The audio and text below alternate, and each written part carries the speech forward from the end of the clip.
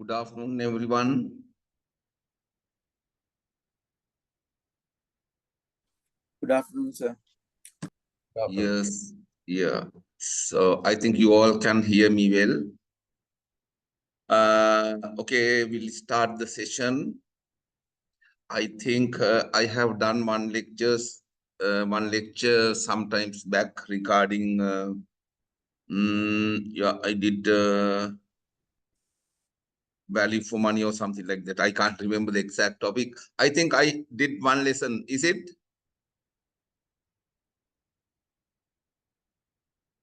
Am I correct? Yes, sir. Yes. Yes, right.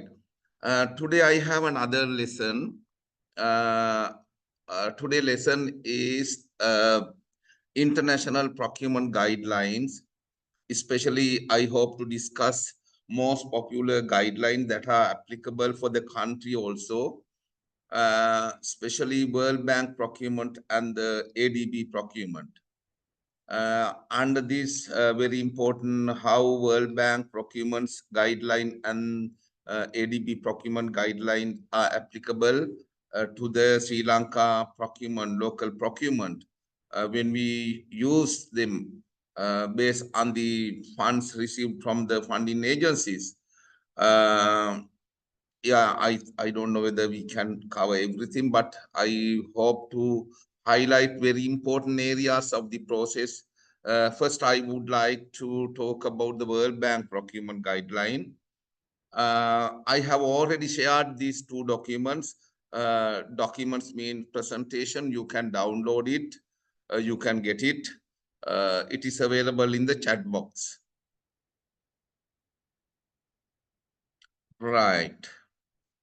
Okay. And also, I would like to do this presentation with some theories plus my experience working with some other funding agencies. Today, first, I would like to discuss about the World Bank guideline. So when you talk about any funding agencies, especially when we do the procurement under foreign funded projects, what is necessary, you want to understand, very important, but how this funds to be disbursed.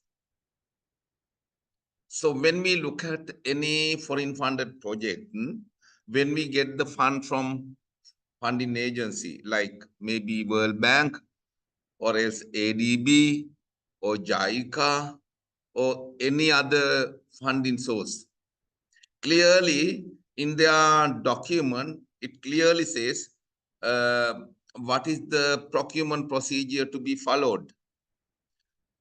So therefore, when we use the World Bank funds, then up to certain level, we should have some idea about the World Bank procurement practices. When we use the ADB funds, especially in Sri Lanka, there are a lot of foreign funded projects that are coming under the World Bank and the ADB. Then if you are using the ADB funds, we should have some idea about the ADB procurement guideline.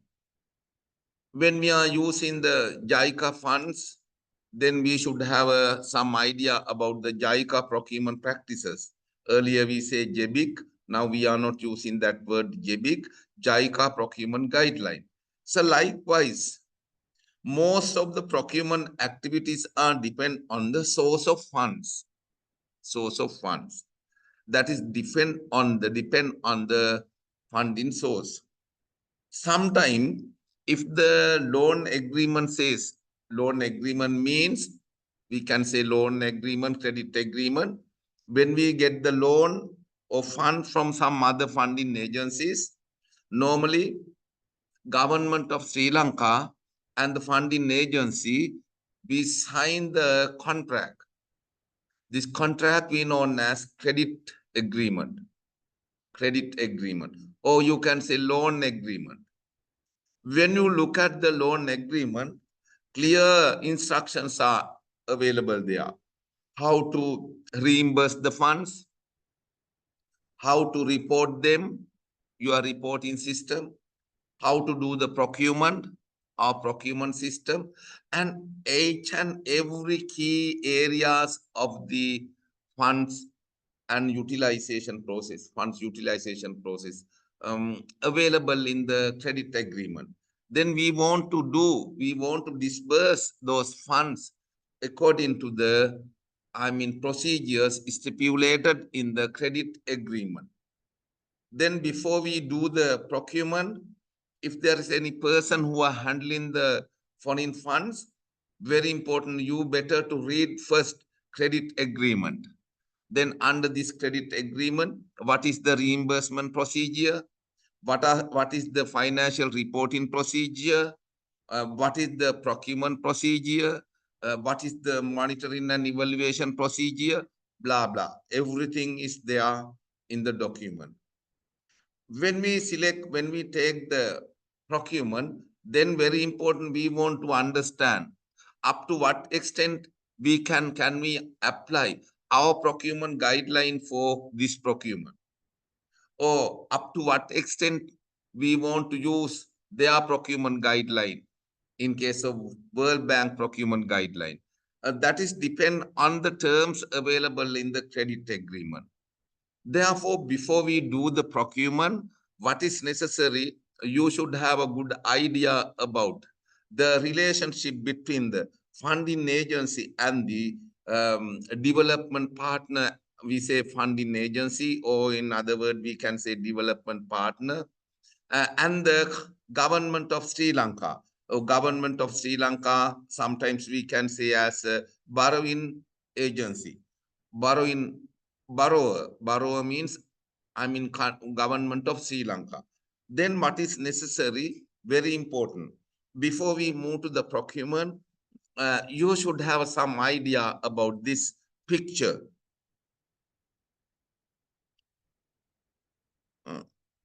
Right. See this picture little bit very carefully.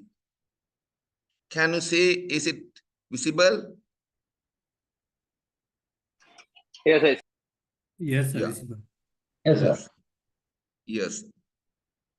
Okay, just go through, just read it.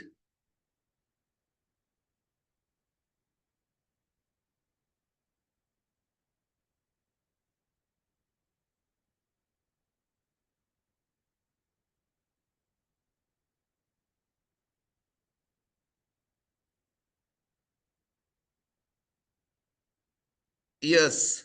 Mohammed, what you can say about this picture? Do you have any points to highlight when you look at this picture?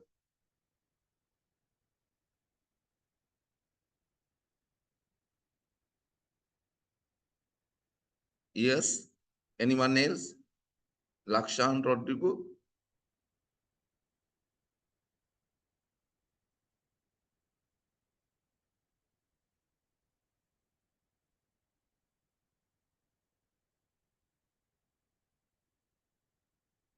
Yes.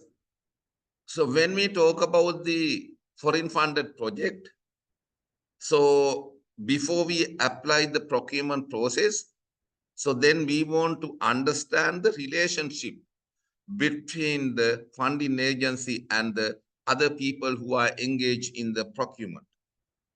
First, World Bank is available as a funding agency. That is one of the key player in the system, World Bank as a funding agency. And also borrower is available. That means government of Sri Lanka. So government of Sri Lanka, it will represent by any government entity. Sometime Ministry of Agriculture will become a borrower, or Ministry of Education, or Ministry of Finance. Whatever the government entity, they represent the government of Sri Lanka. So therefore, we are, in case of agriculture sector project, so we are having some other agreement. So then in case of road sector project, yes. So likewise, industry specific organizations are available. So they want to sign the contract between the World Bank, sometime Ministry of Finance maybe. Therefore, whether it is Ministry of Finance or whether it is Ministry of Education or Ministry of Health, they all represent the government of Sri Lanka. The government of Sri Lanka is a borrower. Then to maintain the, very good relationship and to make the legal bind, very important, both parties should sign the contract. That is we known as credit agreement. Credit agreement. Credit agreement to be signed by the both parties, Borrower and the World Bank. Then before we do the procurement, we want to understand the provisions available in the credit agreement with regard to procurement. Then there is no any procurement. Borrow funding agency will not do the procurement. So as a, borrower or project implementation organization, implementing organization, they want to follow the procurement. Therefore, there is another very good relationship between the contractor and the borrower. So this is what the relationship we can see between the borrower and the contractor regarding the procurement. So therefore, it is a responsibility of the organization, procuring entity, regarding pre-qualification or regarding expression of interest or regarding the bidding process or regarding the signing of contract. Therefore, even though we got the fund from the funding agency, there is no direct relationship between the contract and the World Bank.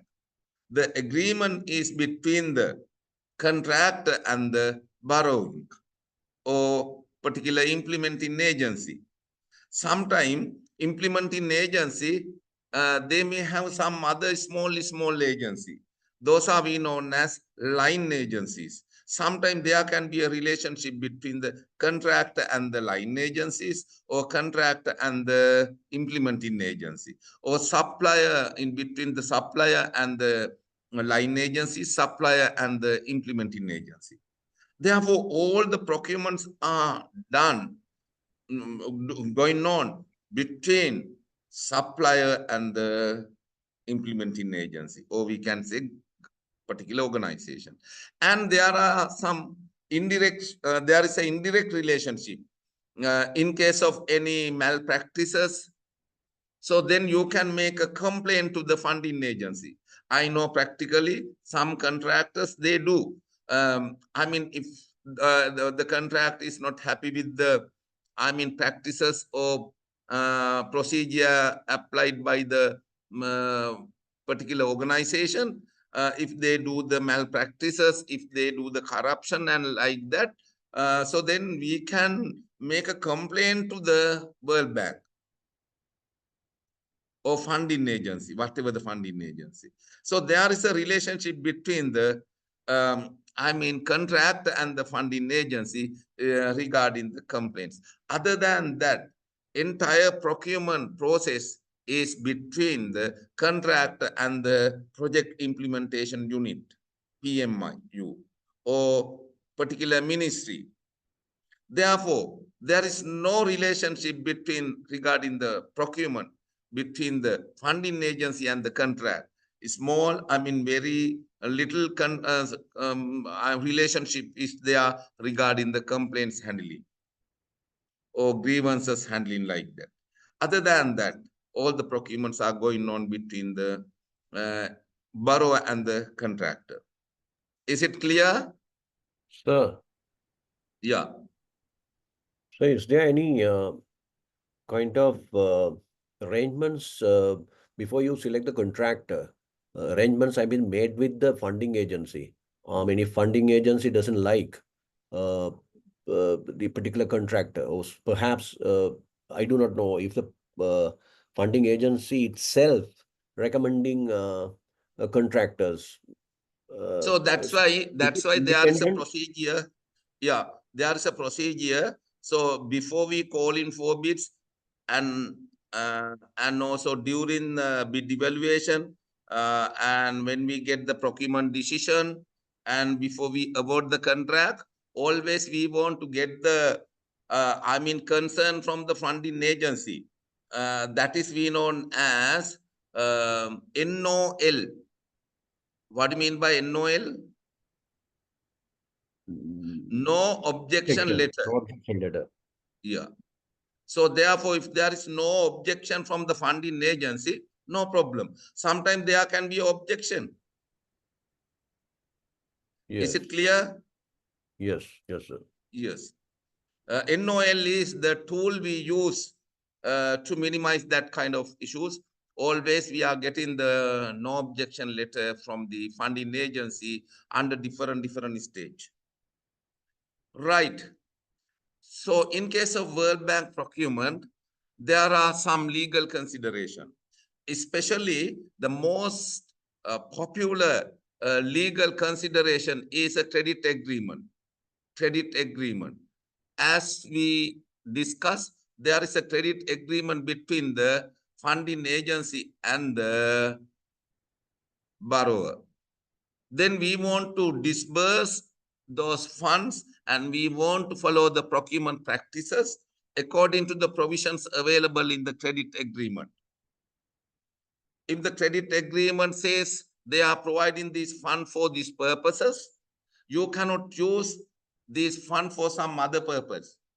You cannot do this procurement in other way. Then what is necessary? Very important. We want to follow the provisions available in the credit agreement. Therefore, credit agreement is a part of the legal background, legal situation of the procurement relating to the World Bank funds. Then others laws of the borrowing country. Borrowing country means in case of Sri Lanka. Borrowing country means BC. BC means borrowing country. Sometime when we sign the agreement, so we use applicable law is Republic's government of Sri Lanka like that. So therefore, other laws according to the sometime we can apply our own procurement guideline, because our procurement guideline also we say harmonized procurement guideline, because World Bank and the ADB, they have given the approval to follow our guideline for their procurement. But sometime in case of some cases, they say in addition to, you want to add these provisions also, follow these practices also. But generally, we can apply our practices for funding, foreign funded procurement as well. Therefore, other laws of the borrowing countries applicable. Then other one is procurement is led by the borrower, not the bank. Bank means World Bank. So therefore, always we do the procurement by the local organization. That's us procuring entity, as I said. Then contract is with borrower. Contract is with borrower means when we sign the contract, in case of any procurement, we sign the contract between a contractor and the borrower. Borrower means implementing agency, or it can be a project, it can be a ministry, it can be a department, any project implementation unit, right? Implementing agency. They are the borrower. They represent the government of Sri Lanka. So therefore, contract between the contractor and the employer, not the bank. Then those are the important things. In addition, we will apply some other rules and the regulation like United Nations Trade Law, UNCITRAL, then ICC, International Chamber of Commerce provisions relating to the procurement. Those are common when we apply when we use the foreign funded project, especially when we use the procurement under the foreign funded projects. So I think no need to discuss these areas. We think we discuss about anyway. Borrower is responsible for the implementation of the project. Borrower means government of Sri Lanka, or we can say implementing agency. donor, that means funding agency or development partner, have obligation to ensure that the proceeds of its financing are used with the due consideration of economy and efficiency in transparent manner. So they are having a responsibility. Funding agency is having a responsibility. Whether we are using those funds for the particular purpose in efficient manner, in economically, and maintaining the transparency in the procurement system.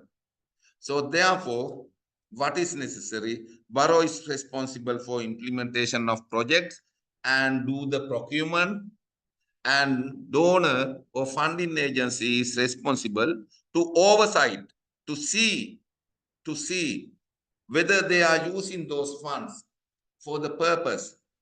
Then sometimes they will not allow to do the misprocurement. They will not allow to do the misappropriation. Misprocurement, misappropriation. Misappropriation means to use those funds for some other purpose. For example, when the World Bank give a fund for the education sector, you cannot use for the health sector. So that is what right appropriation. If you use those funds for some other purpose, it is misappropriation. Misuse means we purchase some machine, but machines are available in my place, not in the school. Misusing, I am giving this machine and equipment, computers and other things for my personal interest. So likewise, it's a misuse. Sometimes health sector also we will see misuse of asset. These days also we will see misuse of vehicle. It's a misuse. We purchase for the particular purpose, but we are using for some other purpose. That is misuse. Misappropriation means we promise to spend those funds for this project, but we use those funds for some other project. So likewise, the funding agency will check whether we are using those funds for the particular purpose, and do we consider the efficiency, effectiveness, and the economy, and do we do it in transparent manner? Then very important, no party other than the parties to the loan agreement. Entire procurement system in between the contractor and the employer. Other than that, there is no. Then especially World Bank procurement, there are number of principles, or we can say sometimes even as objectives also. Number one, economy. So economy means when we do the procurement, do them in economical manner. Economical manner means do this project, spend these funds at best price, at reasonable cost. So therefore, economy means spending these funds to the project or to acquire any goods, to get any services at reasonable cost, at fair cost, at best price. So this is what we say economy. And efficiency means, as we discussed, especially in, within the given period. So we spend those funds within the given period. And also we use this fund for, to get quality product. That is what efficiency. Maintaining the quality and the time. This is what we say efficiency. Fairness means, unbiased. Sometimes no discrimination. There is no ill treatments. There is no favoration. Fair.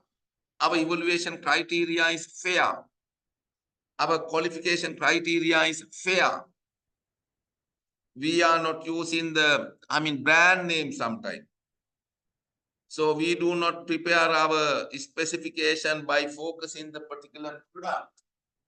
So likewise, fairness is very important.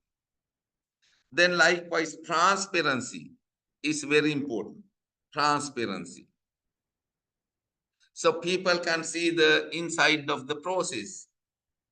There is no hidden agenda in the system. Everything is visible. So transparent. And World Bank new procurement framework add some other principles as well. Number one is the value for money. So value for money is a kind of advanced version with economy efficiency plus effectiveness plus eco-friendly plus equity plus ethics. Getting together, we say it's a value for money. Economy, efficiency, effectiveness, eco-friendly, ethics, equity. When we do the procurement, be concerned about the effectiveness. Effectiveness. Do we use this fund for the meaningful purpose? Effectiveness. Then efficiency. Do we do this project within the given period? Efficiency. Economy. Do we do this project at a reasonable cost? Economy. Before we start this project, do we consider about the environmental impact assessment? Or do we start the environment scanning and getting the approval from the relevant authority? So do we consider when we start this project, how badly affect it fauna and flora? So likewise, how it's affected the, environment, eco-friendly. When we do this procurement, do we consider the equity? Do we giving opportunity for all bidders? So equity. And ethics. Do we do this procurement in ethically right manner without doing any favoration to them, other people? The giving the chance to the right people is very important. So likewise, the value for money is a kind of broader concept in public procurement. New World Bank procurement framework highly concerned about the value for money. Then integrity, honest is very important. Then other one is fit for purpose. Fit for purpose means another principle introduced by a new procurement framework.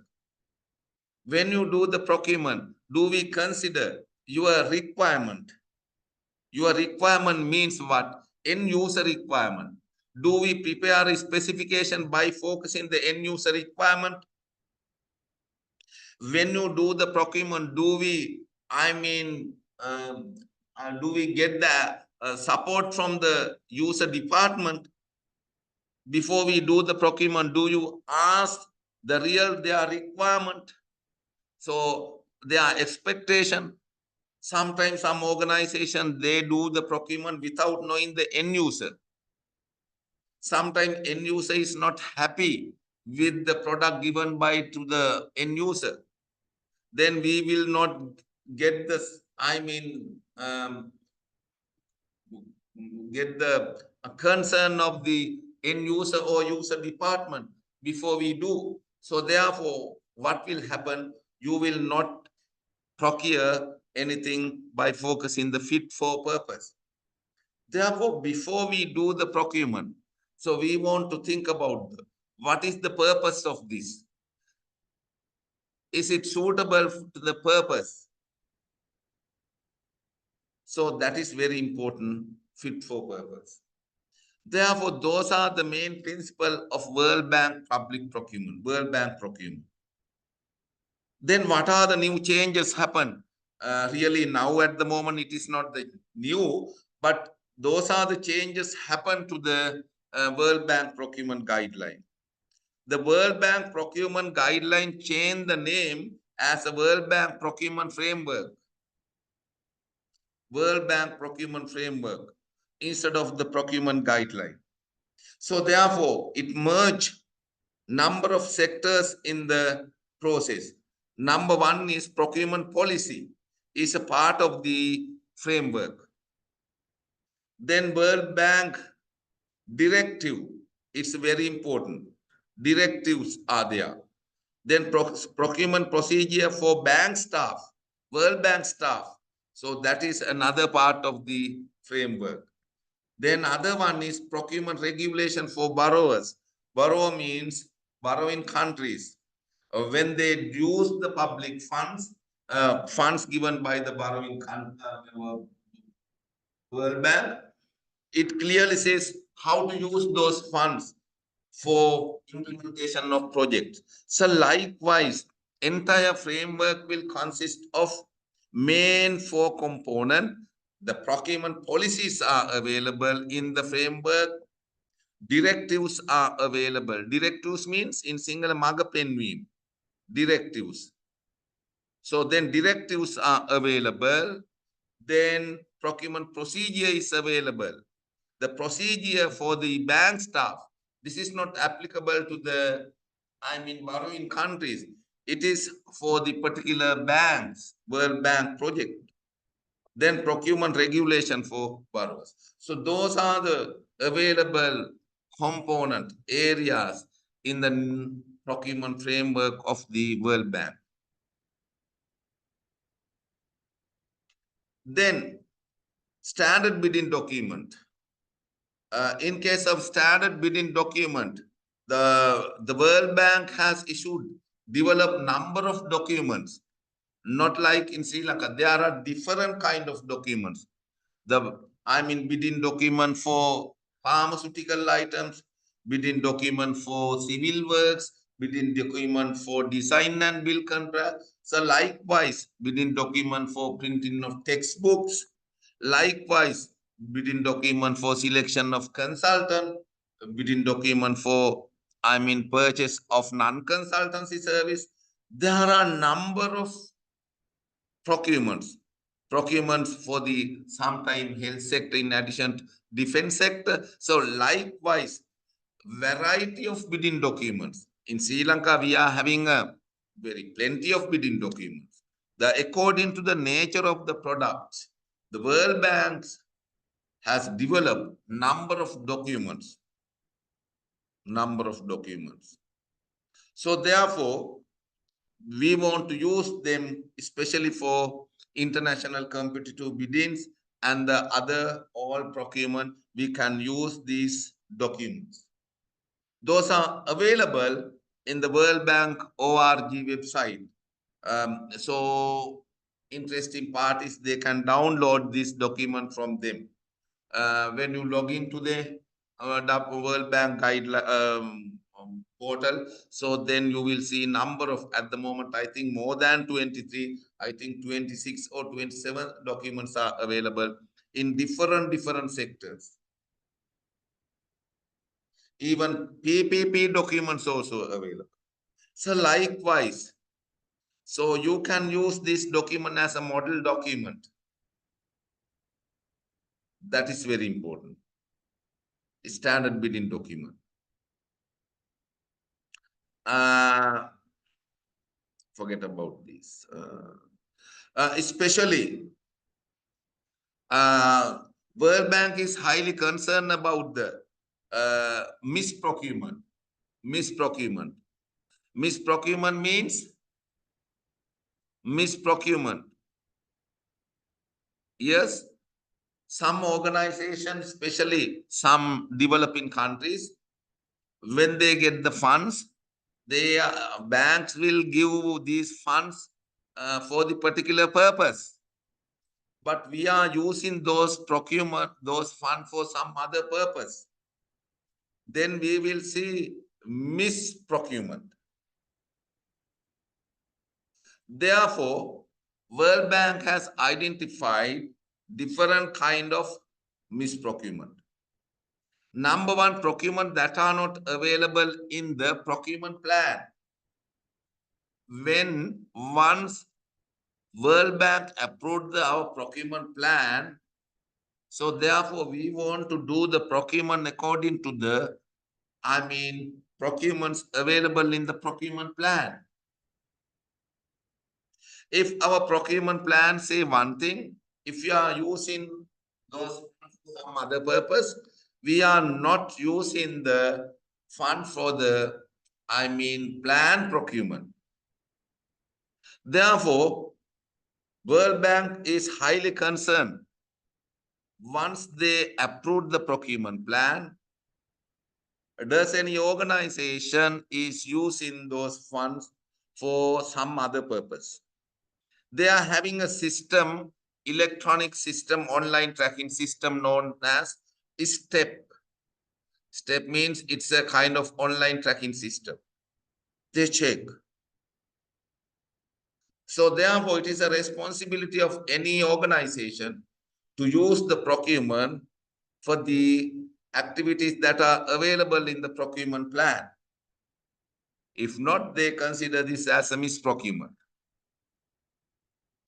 And incomplete, inaccurate, or misleading information. Sometimes it is available construction of a building for the school, or it's just like it clearly says it's a construction of a school building. But if you construct sometime a circuit bungalow or quarters for teachers, it is not the school building. It is something different. Building, true, belongs to the school, true, but not the school building. So likewise, so people can misuse those funds. People can misuse these funds. Sometimes providing misleading information, incomplete documents, wrong document. So this is also they consider as a misprocurement. Then fraud and corruption cases. Fraud and corruption. Fraud and corruption. Fraud means it's a kind of, fake document. Right? So fraud and corruption means like a, commission like that. So therefore corruptions are there. Corruptions. Frauds are there. Therefore, if they realize any corruption, sometime, so this procurement completely gave to the relative people.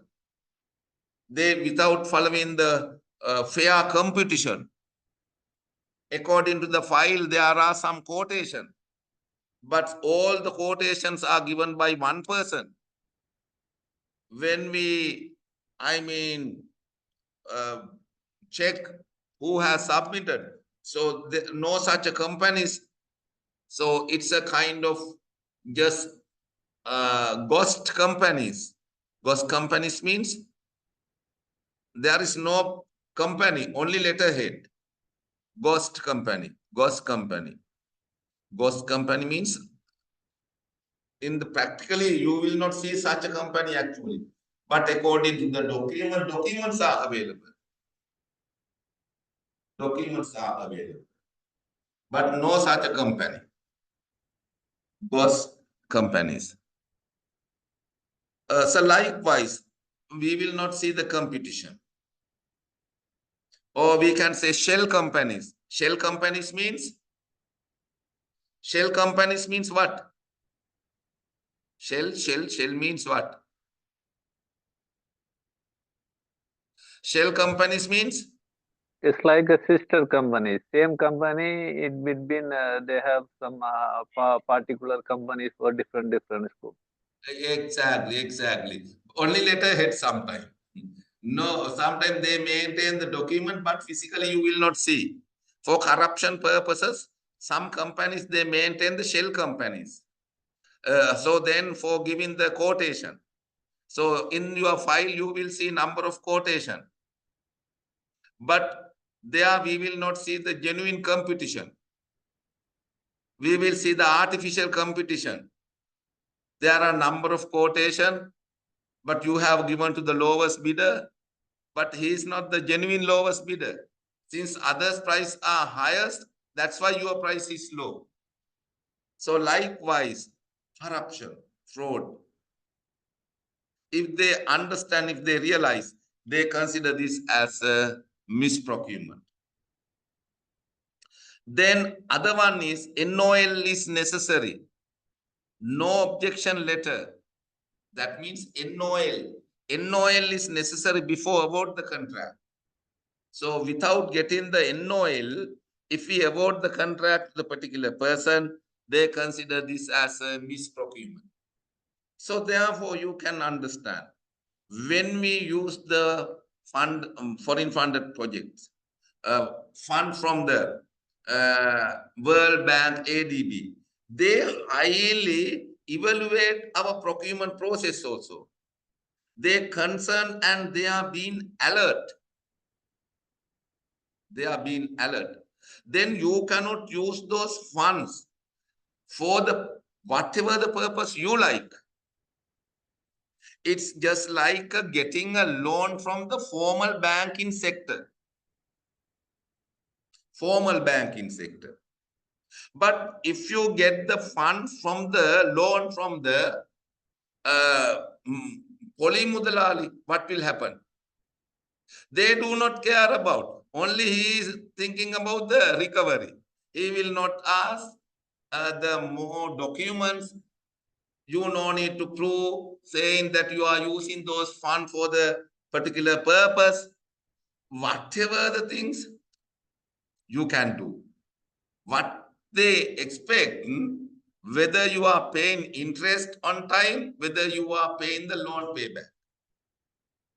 So if you get the, if any country get the loan from that kind of banks like China Exim Bank, Indian Exim Banks, likewise, lot of project we implemented during couple of years, getting the funds from such organization, Exim banks like that. So therefore, they do not care about these areas. Easy to get the funds for whatever purpose you can use. They will not consider about the misprocurement. Therefore, tell me as a country, what is best?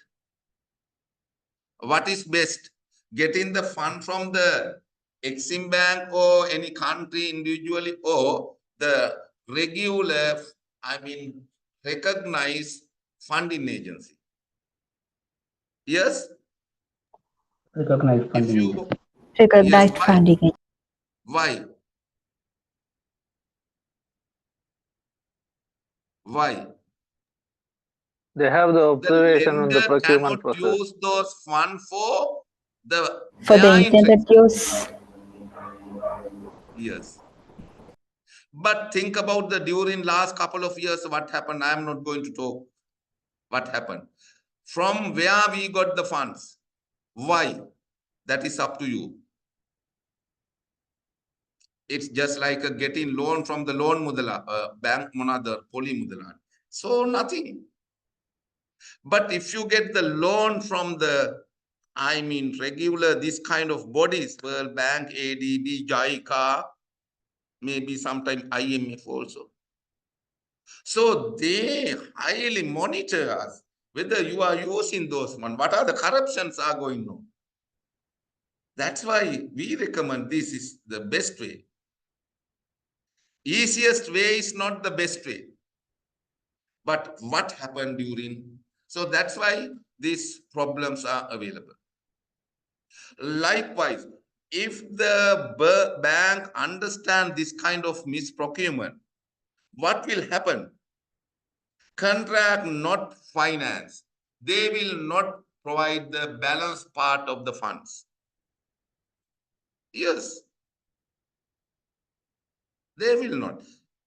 They will not contract, not finance. They will not give. Use your own funds. We will not give. You have selected wrong person. You have selected the one person without following the competitive bidding process. You are doing misprocurement. We will not give you the funds. Contract, not finance. That is. Then number 2, amount cancelled from the loan credit. Then we will pay only 30%, not the balance 30% you want to use. The amount cancelled from the loans or credited. Then for repeated offense, even suspension of loan. Suspension. So those are the results in case of misprocurement under the World Bank procurement. But no such situation practices when you get the loan from other banks like Exim Bank, China Exim Bank, Indian Exim Bank, Korean Exim Bank, blah, blah, blah. Easy to get. And also they are giving the loan, they are asking the contract. So whatever the thing, very easy. Easy to corrupt. With higher interest. Exactly. It's a commercial interest. Yeah. You want to understand when you do the procurement also, real world situation. I don't like to, I have some limitation to get the example and what happened. I know case by case most of the areas. So, but remember. Sir. Yeah. So last few decades, Sri Lanka has been getting loans from such companies like Exim banks because it would have been very easy.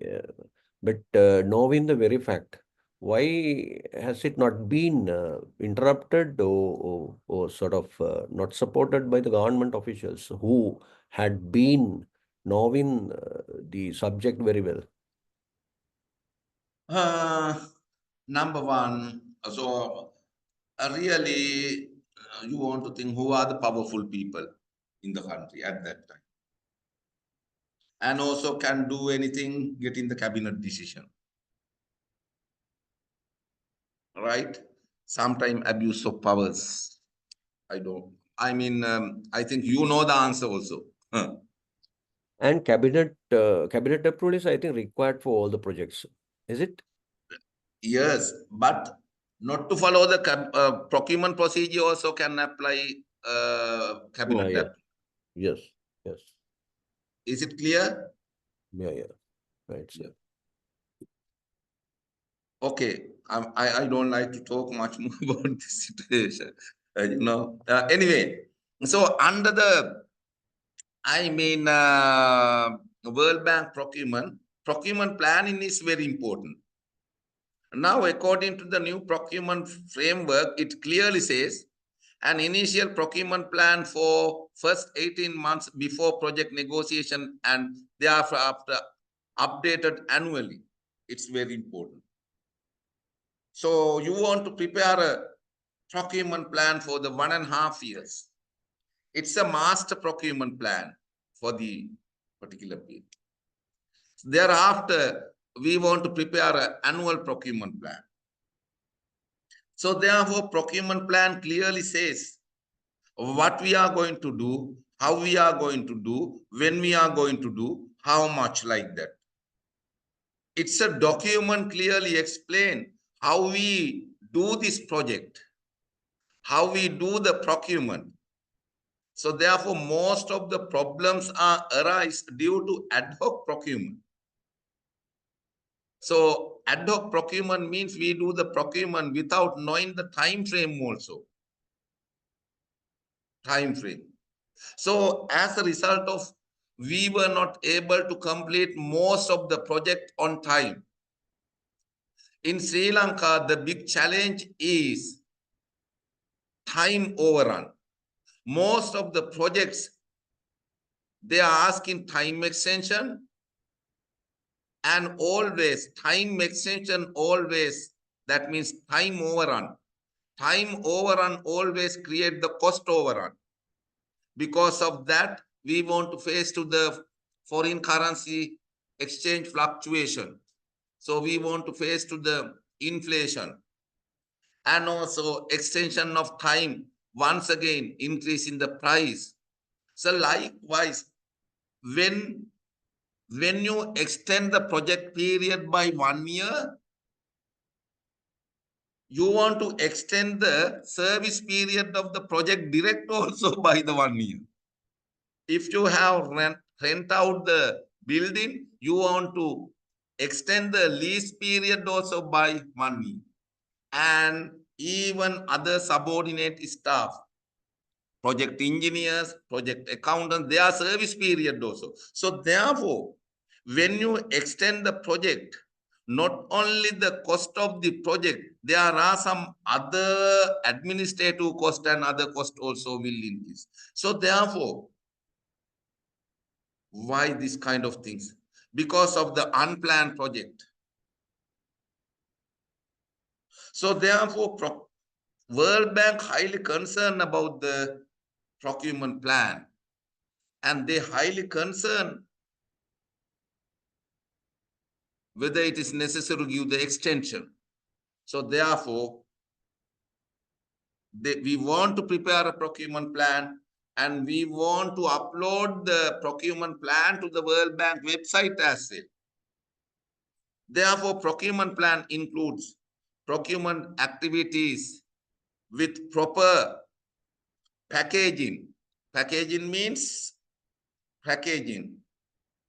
Packaging means, like, for example, computer, rather than saying computers, printers, blah, blah, item wise, computers and accessories like that.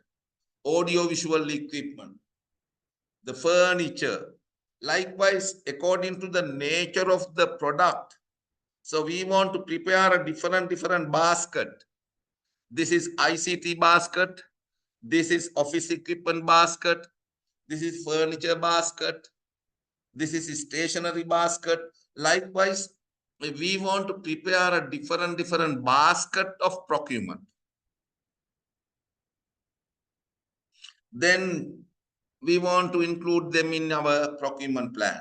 Size, estimated value of contract, method of procurement, prior or post. Likewise, everything to be included in the procurement plan. And procurement plan must be realistic and the reliable. It doesn't change day by day. At the same time, it doesn't mean something written on the stone as well. Can change where necessary.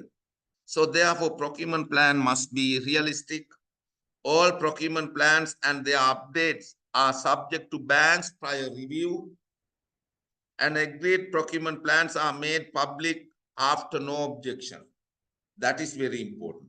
It should be the public document. It's not the document, confidential document available in the safe of the person who handled the procurement. It's a public document. Then it should be available in your web also. So likewise, they say about the procurement plan. And the World Bank introduced different kind of procurement method. International competitive biddings, ICB, single stage, two stage. I'm not going to talk about these stages. LIB, limited international bidding. NCB, national competitive biddings. Shopping, that means calling from quotation. And also very interesting, some other methods. Framework agreement. Have you ever done the framework agreement when you do the, procurement method?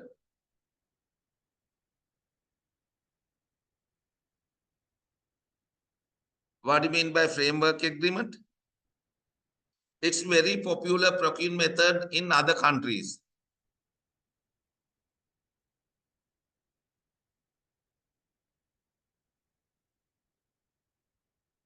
Yes. What do you mean by framework agreements?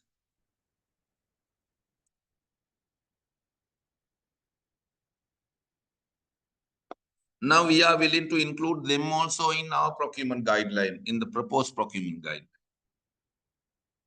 Framework agreement means some procurements, we sign the contract for more than 1, 2, 3 years. At least 1, 2, 3 years. So then we call for bids, we call for proposals, we sign the contract. It's a long-term contract. With how many suppliers or contractors? It may be No, one supplier. So you want to select the one supplier for long time period, rather than selecting a person case by case. In Sri Lanka, you know, there is a huge time wastage for the procurement. Delays are because of the repeatedly we do same thing. So therefore, we can, in case of some procurement, you can sign the contract for the 2 years period. Then that is known as master contract. Then after signing the master contract, you are not going to purchase everything at one time, because sometime available storage capacity is very less. Our moving pattern is very less. So there can be a huge loss due to expiry, outdated. So therefore, according to our moving pattern, we will purchase little amount, but we sign the contract for the 2 years period. That period. So therefore, we will sign the contract, including how our price increment, how price increase, or whether this price is stable throughout the 2 years or like that. So therefore, even investors, suppliers also, they are having a confidence about the permanent supply. They have good, confidence about. It's a guaranteed business for them. We are also having a guaranteed supplier. So therefore, between them and us, we can sign the contract. It's a master contract. Then time to time, we can make an order according to our moving pattern and the available facilities. So then those are known as call-off. Sir, excuse me. Yeah. In the sense of the procurement institute, what will happen? The price was going down in future. No, it's a risk for both parties. That's why we signed the contract. It's just like we don't know. It can be plus, it can be minus. Right? So sometime if you need, you can add some provision and clauses in case of price increases and the decreases. Sometime when the government increase the price due to new imposing new taxes, then you can include this. These agreements are not bound to legislative changes. Is it clear? Yes, but sometimes it will be harmonized for the primary concept of the procurement. That means value for money concept will be harmonized. Sometime, so if you think there is a risk, you should not go. That is one. That is up to you. Both parties are having a risk. Risk is available. So therefore, that's why rather than following, long-term contract for, 3, 4, 5, 6 years, at least you can go for the 1 year, 2 year. Even supply contract. We are doing the procurement of security service. Now, say for example, see, now when you get the cleaning service, what is the time period? 1 year. 1 year. But if you call for bids for city cleaning, if you include 1 year, what will happen?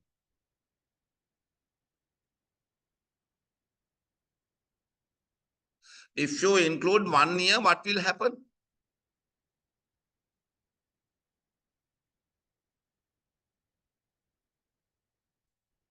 Just think. Procurement is a kind of thinking. You are getting the cleaning service for the organization, including the period 1 year. But in case of now, you will see number of cleaning service companies in the country, city cleaning. So if you include the 1 year period for them, what will happen? They want to purchase Cost is high. large scale compactors and the tractors, water bowsers. They want to recruit the 100 number of people. Then they to start this project, they want to spend huge initial capital. Then if they did not get the opportunity next year, what will happen? Underutilized resources will be there. Exactly. Then new bidders also will not come. So therefore, you want to decide the duration according to the nature of the procurement. Is it clear? Yes, sir. So that's what procurement means, is a different subject. Different. You cannot do procurement only referring the book. Always experience. Experience. So likewise, you want to think about the practical issues. So in case of health sector procurement, so very important, if you can, it's a trend in the world, prices are going up. So if you can go for a framework agreement. So in Sri Lanka, cost of procurement is very high. What do you mean by cost of procurement? Administration cost of procurement, advertising cost, so paper cost, time wasting. So likewise, so you can minimize the cost of procurement. So likewise, framework agreement is very important. According to the nature of the procurement, we can apply. Then direct contracting is there. Procurement from UN agencies are there. Performance-based procurement. Performance-based procurement means what?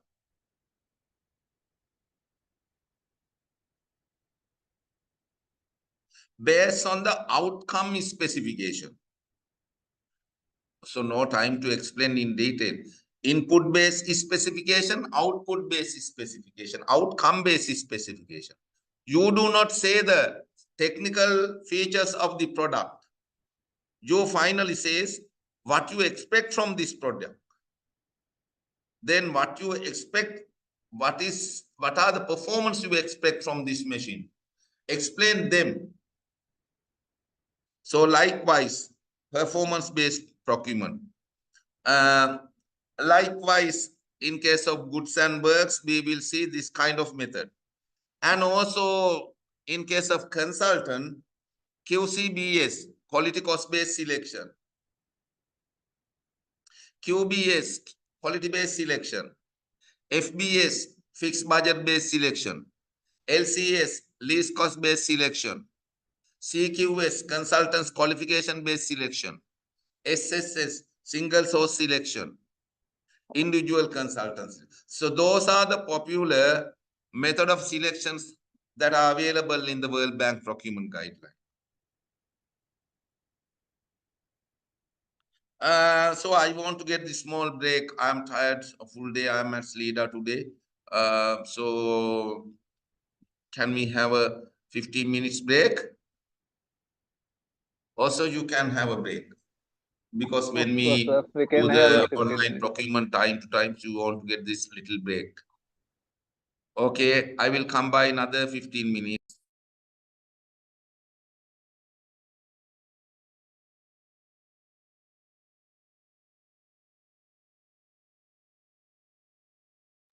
Lakshan. Lakshan? Sorry, I'm here. Lakshan, can I call you? Sure, sure. Okay.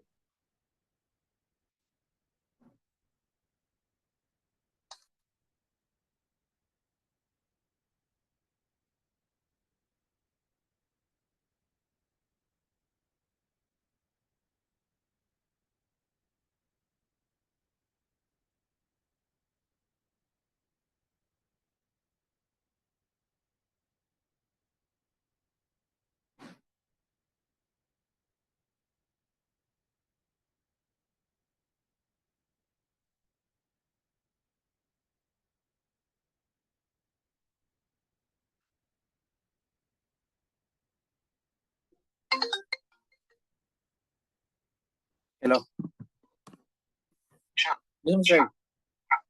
I'll be able to put it by this like okay. Tonight. It's okay. Okay, Mr. Ravi. It will take time because you have to study and write it. Yes, yes. So I have done half.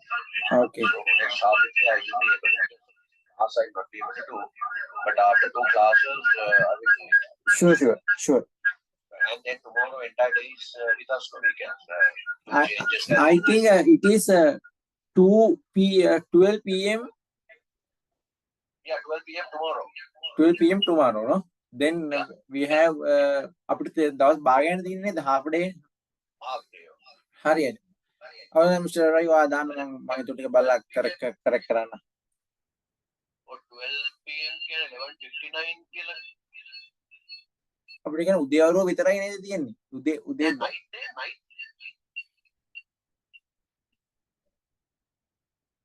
තවල්ද තියෙන්නේ. මට idea එකක් නැහැ මම නම් හිතන්නේ එහෙමයි කියලා බලමු. ඔයා රාය දාන්නකො මම උදේම කරලා ඒක ඉතුරු ටික මේ ටික කරලා මම දාන්න. හරි. Okay, right.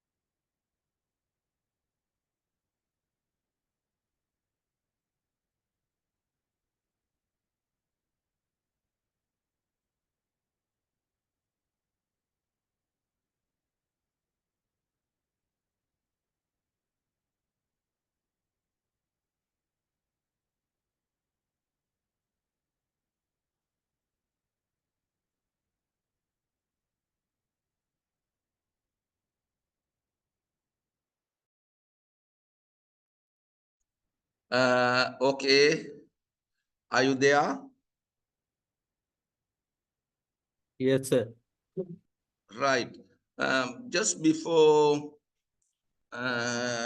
finish this slide, let me know, are you familiar with these wordings? Did you have, I mean, I don't know whether did you have a lesson regarding the different method of selection like QCBS, QBS? No, sir. No. No? No. What about this method of procurement? NCB, shopping, direct contract? Yes. Did you do? Please, you want to talk, otherwise. Yeah, it's Yes, completed, sir. Huh? This one completed. Completed. Yes. So that means you have some idea about the different method of procurement. Yes, sir. You know about the shopping procedure, NCB procedure, LCB procedure, ICB procedure, direct contracting, pre-qualification, blah, blah. So you have some idea, no? Yes, sir. Yes. Okay. This is method of procurement. Those are the methods highly popular and recognized by the World Bank procurement guideline. This is applicable for goods, works, and non-consultancy service. Goods mean purchase of goods, you know. Works mean civil works. Non-consultancy services mean security service, cleaning service, transport service, laundry services. Those are non-consultancy. So these methods are applicable for goods, works, and non-consultancy. Remember. But in case of consultancy services, you cannot apply these methods. For consultancies, we are having a different method. So this is only applicable for selection of consultants. There are different methods of selections. Then later you will realize, but today I am not going to explain in detail. QCBS means quality cost-based selection. So when we select the consultant, we highly concerned about the, quality of the consultants. That means experience and the technical capacity of them, and the similar consultancies completed successfully, and the available staff, technical staff. So likewise, we concern highly about this area. At the same time, we consider about the cost of the consultants, or that means consultancy fee. So then it's a kind of hybrid, cost plus quality. Therefore, we will say that is quality cost-based selection. Then QBS method means whatever the price is not the matter. We are ready to purchase, we are ready to hire, we are ready to get at any rate. If the person is get higher marks for the technical aspect. Therefore, our concern is technical aspect, not the price. Then we say our selection method is quality-based selection.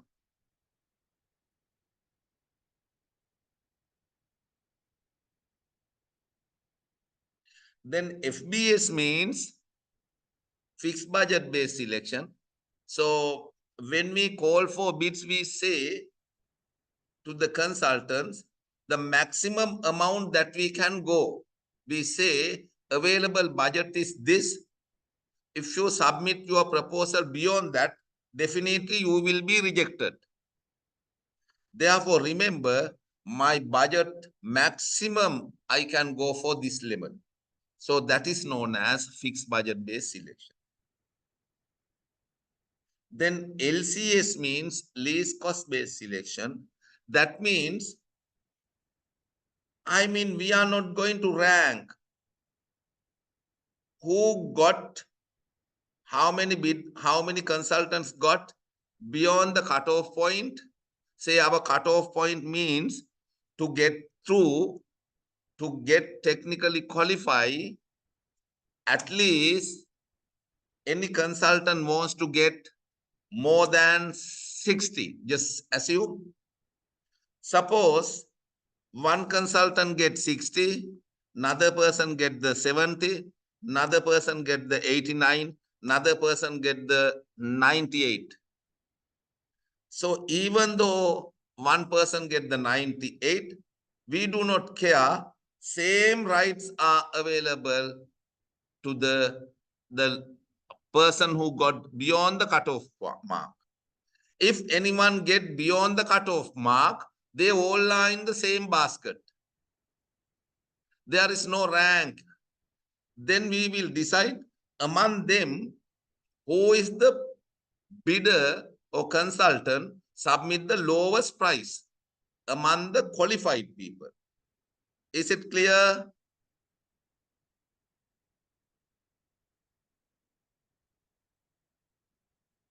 Yes or no?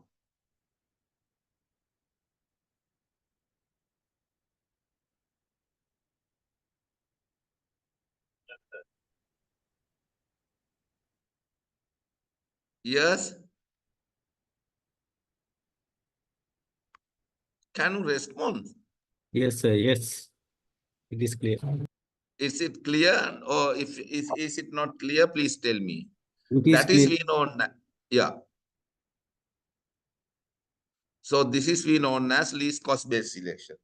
CQS means so especially based on the qualification. Consultant qualification based selection. So we select the highest qualified people. So SSS means single source selection means sometimes some consultancies we want to get from the particular organization.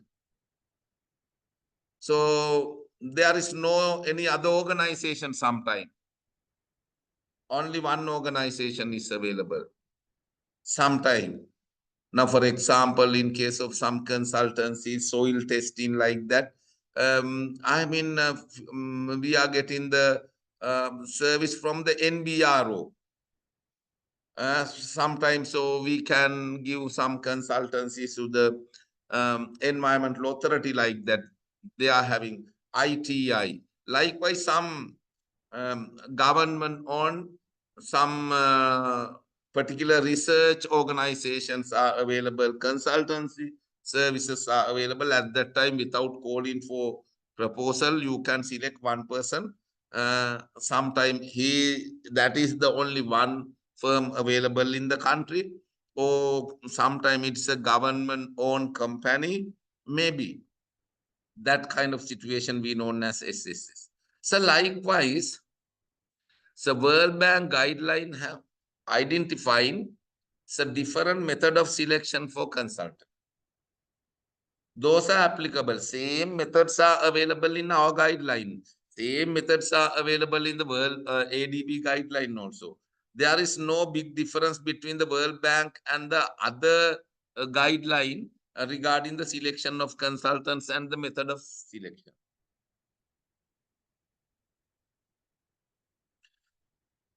When we talk about the procurement guideline, World Bank procurement guideline, World Bank, now at the moment we use procurement framework, World Bank procurement framework, World Bank procurement framework. Earlier it was procurement guideline, but now today we say framework. That's what it says, procurement guideline and consultant guidelines. Procurement guideline and the consultant guideline. There were two guidelines, procurement guideline and the consultant guideline. We say red book and green book. Procurement guideline was red book. Consultant guideline was green book. Green means color. Red color book and the green color book. Green color book for consultants red color book for procurement guideline consultants. So then replace by new procurement framework. So therefore, we don't have two books at the moment, only one book. It's a Bible of World Bank procurement. Everything is available.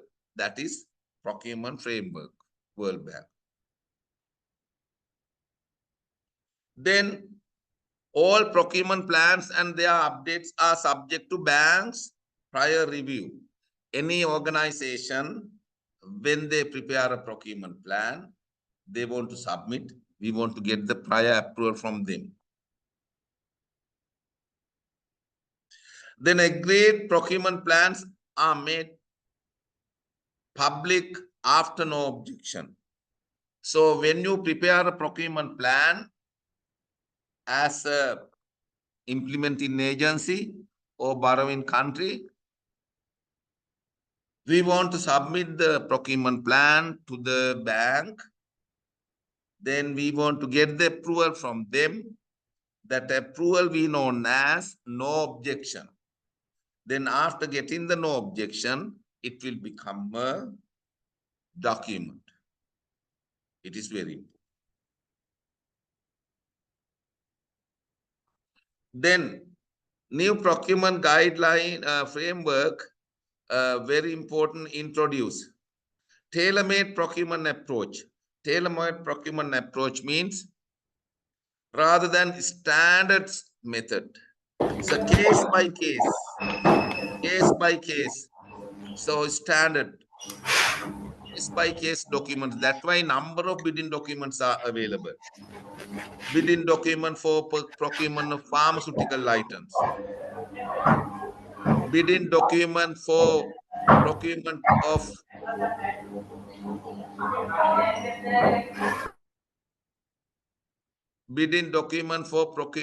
of textbooks. So likewise, sector-wise documents are available. Tailor-made procurement approach. Tailor-made, case by case. Procurement to be proportional and fit for purpose instead of size fit all. Case by case document, case by case approaches. Those are available. Those are the new thing available in the existing guideline. And value for money as an evaluation criteria. So normally you should have idea about the evaluation criteria. So normal evaluation criteria based on what? When you develop the evaluation criteria, in case of biddings, so you want to develop this criteria relating to the technical matters. You want to develop criteria, technical matters. So that's why we prepare a specification. Then we want to check whether these products are compliant with the technical requirement. Therefore, we say, that is what we say, technical compliance. Then we want to develop the criteria to see the technical compliance. Then we check the other compliance like financial compliance. Then when we do the evaluation, we want to check financial evaluation criteria. That is also very important, financial criteria. So likewise, experience related criteria, technical aspect related criteria, financial matters related criteria, then other regulatory requirement related criteria. So likewise, different criteria are there. Then we evaluate the bids according to the criteria.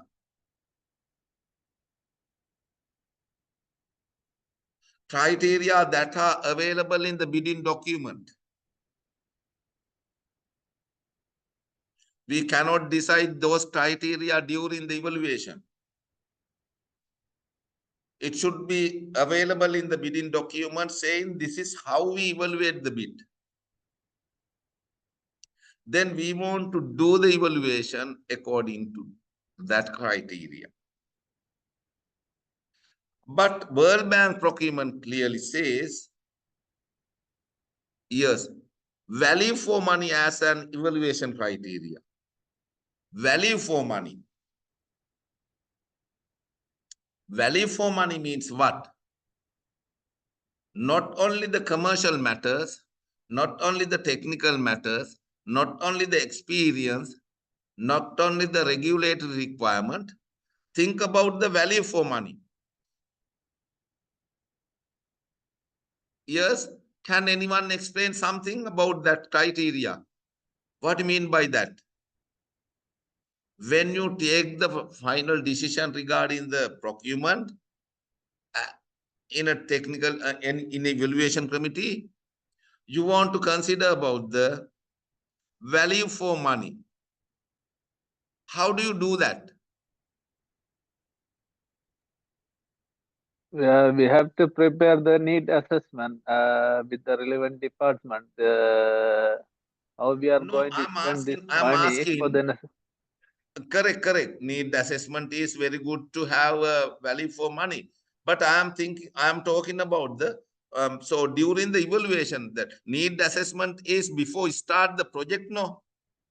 Before get the decision, before get the approval for the project proposal. Now we okay, are sir. in the evaluation stage. The specification which the supplier providing, it's supposed to be compliant with more than the minimum requirement. What is we are expecting? That is what we say. I mean technical compliance. Yes, technical compliance with the Yes. minimum requirement and with the cost effective comparing to the other suppliers.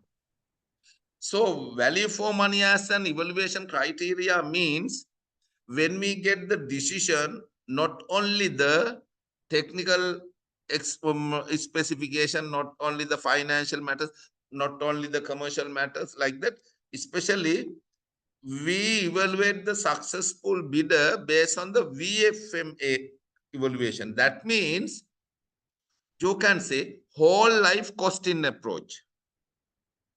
What is the word? Whole life costing approach. Or you can say total cost of ownership. What is the word? Total cost of ownership. So that means what? So when you select the including right bidder, yeah? Including the future maintenance and the scrap cost and everything. Exactly. So does it similar to the product life cycle cost? Exactly. So likewise, then this is how. Then you want to say the lowest bidder will not become a successful bidder. So according to the price given by the bidder. So we are doing the life cycle assessment. Then we will get the decision based on the total cost of ownership. Then we want to develop this criteria and to be included in our bidding document. This is how we do the evaluation and like that. So likewise, there are a number of VFM approaches, value for money. Even you can include some environmental factors also as a part of the, sustainability, the energy efficiency. Is it clear? Energy efficiency, because the cost to the country is a big challenge. Energy is the big challenge. So energy savings is also we consider as a part of the value for money. So likewise, when we develop the criteria, very important, not only the technical aspect, so not only the commercial aspect, not only the other regulatory aspect, think about the life cycle costing approach. That is very important. So then you want to develop your criteria to ensure this requirement. So that is what VFM as an evaluation criteria. Then standstill period means what? Standstill period means especially before we award the contract, we want to send the letter intention to award, not the award. Intention to award. What is the difference between the awarding letter and the intention to awarding letter? If the contractor can't accept the bid contract, he can reject it. Yeah, correct, up to certain level. I mean, awarding letter means Others can appeal. exactly, yes, If any rejection made by any other supplier, exactly, correct. the So, intention may be changed. exactly, intention to award means it is not the award. We say we are willing to award if there is no any objection from other bidders. So likewise, that letter we known as intention to award. Then if there is no any objection from the bidders, other bidders, then you can send, okay, we are happy to inform you, we have decided to award this contract to you, come and sign the contract. So therefore, standstill period means, so for procurement, as much as possible, you want to include some period to make appeals, For that period be known as standstill period. Then sustainable procurement, highly concerned about the SDG 12. That means sustainable consumption and production. So therefore, when we do the public procurement, think about the green evaluation criteria plus social evaluation criteria. Under the green evaluation criteria, we can consider the eco label and also once again total cost of ownership and carbon footprint. So likewise, renewable energy, green design, some ISO criteria related to the environmental friendly like ISO 14001, Energy Star. So likewise, there are different approaches, criteria are available to maintain the sustainability in the procurement.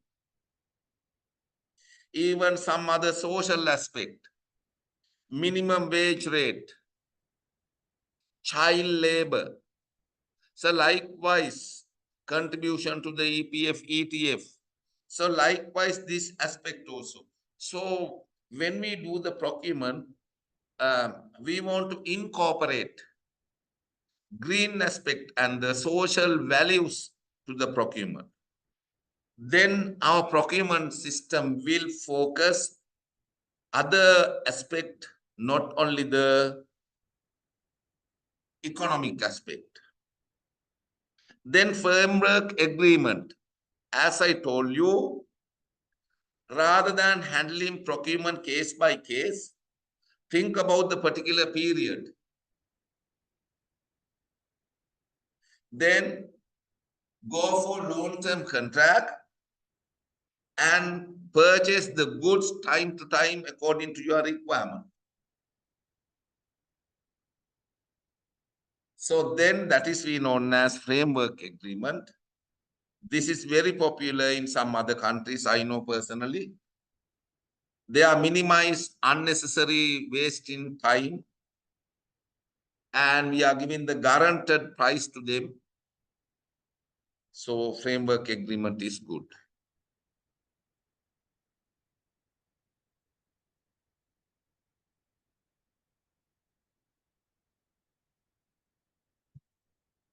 Then other one is BAFO. It's another method introduced by the World Bank. This is not available in our procurement guideline, but I can remember I recommended to include them also. So sometimes back. BAFO means it's a World Bank method, best and final offer. What is the full form?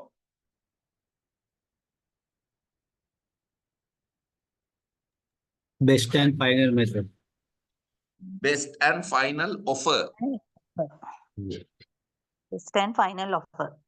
Yes, it is especially World Bank method. It is not available in our guideline, but in future. But some private sector organization, they are applying. Right? BAFO means best and final offer means once you call for bids, then you will evaluate the bid after opening. Then after evaluation, the result will become successful bidders or qualified bidders and the rejected bidders. Suppose we received 10 bids. When we do the evaluation, 3 bidders were rejected. Then rest of them, that means 6 bidders are available. They all are okay. They will become first lowest, second lowest, third lowest, fourth lowest, fifth lowest, sixth lowest. Other 4 of them already rejected. Then before we get the decision, once again we are giving opportunity to redecide the price given by you, price given by them. Then this is the second try that we are giving to the qualified bidders to, redecide their price. Is it clear? Yes. So then we will give another chance to finalize again. So sometimes they will say, no, we cannot change.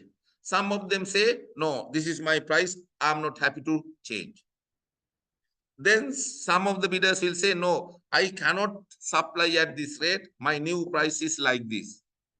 Or sometimes some of them say, okay, my previous price is like this, but I am ready to give this product at very low price at this cost. So then they are having a chance to change the price given by them with the original bid. Is it clear?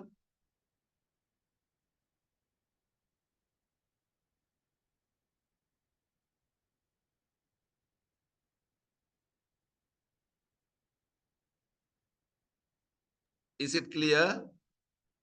Yes, sir. Yes. But we will see, you will see just like it's ethically wrong like that, but it is applicable.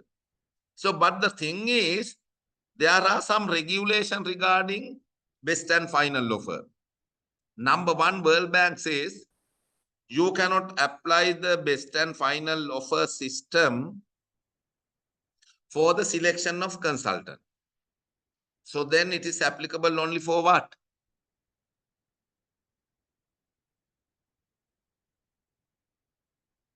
It is applicable only for Goods and services. goods, works, and services. Correct. Are there any provisions in our proposed guideline for the reverse auctions? No, I'm not talking about the reverse auction. I'm talking about the best and final offer. So then other one is only one time you can do it. So you cannot follow these methods again and again. Again and again means once you had give a chance to, finalize their price after getting the new prices. Again, you cannot give this is the 3rd round, this is the 4th round like this. Is it clear?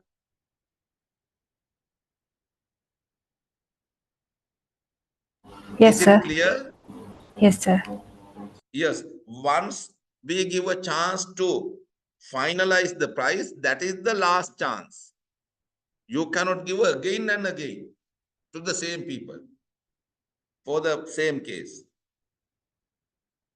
And you cannot give a chance to finalize the price for the disqualified people during the technical evaluation.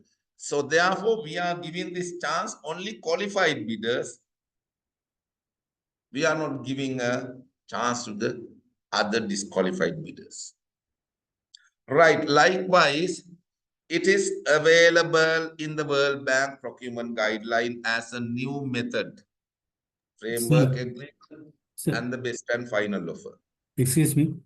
Yes. They are allowed for the price changes only, or they can change other detail also? No, they cannot change specification, only price. Okay. Is it clear? Yes, yes. So this is different methods. Normally, I have a lesson regarding the best and final offer. I'm not going to talk much more about the best and final offer. So then only they are eligible to change the price without changing any other matter. Cannot change the specification. Clear? Yes, otherwise they reduce the quality also. Yes, very bad. Yeah. So only price. With the second option too, I mean, give a chance to once again think about your best price. That is what we expect. Nothing happened. Nothing happened. Only we ask in the price. Then other one is e-reverse auction. E-reverse auction means, so online based reverse auction. There are two kinds of auction. Forward auction, reverse auction.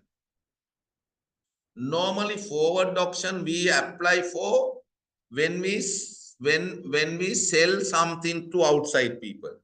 For example, you can, auction the vehicles like that, auctioning is there. It's a common to us. So when you look at the government sector, we apply the auctioning only for selling. Only for selling. But you can apply the auction for procurement also. So in case of procurement, what is necessary? Our price should goes to the opposite way. Then normally in case of auctioning, price goes up when one person says 100, another person said 200, another person said 300. Now here reverse auction means when one person say 300, another person can say 290, like that, in opposite way. Opposite way. So because why? This is a kind of procurement. This is a kind of online bidding, but it's not the online bidding, it is online auction. Online auction. So then when it's come the auction, you will see the price given by the previous person. In case of bidding, you will not see. Is it clear? Excuse me, sir. Yes. Yes, yes. Provide an example. Sorry? I can't hear you. Can you provide an example, sir? Now, for example, suppose in public sector, so you want to purchase, say, 100 number of school to distribute among the school. Say, whatever the things you can get, 100 number of photocopy machine. So then when it's come it is not the selling, it is a kind of procurement. In normal way, what you are doing? You are calling for bids. So you are preparing a specification, you are preparing a bidding document and everything. You advertise, you open the invitation for bids, you are calling for bids, you open the bids, you evaluate the bids, selecting a bidder, and after that award the contract, then sign the contract, then supplier will supply, then we will take over. So likewise, this is what we are doing. It's a bidding process. But in case of auction, so from the first point, each others, they know what are the prices given by the other. So auctioning means not the bidding really. Auctioning means it's the prices open to others. So other people know what are the prices given by the previous person.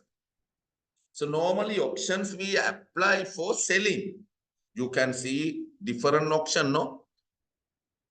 Sometimes salvage vehicle auction.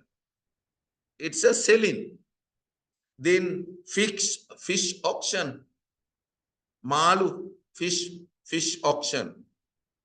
Salvage item auction. Land auction. And the, what do you call that, mortgage properties auction. There is a licensed auctioneer. So then he will say the price is open.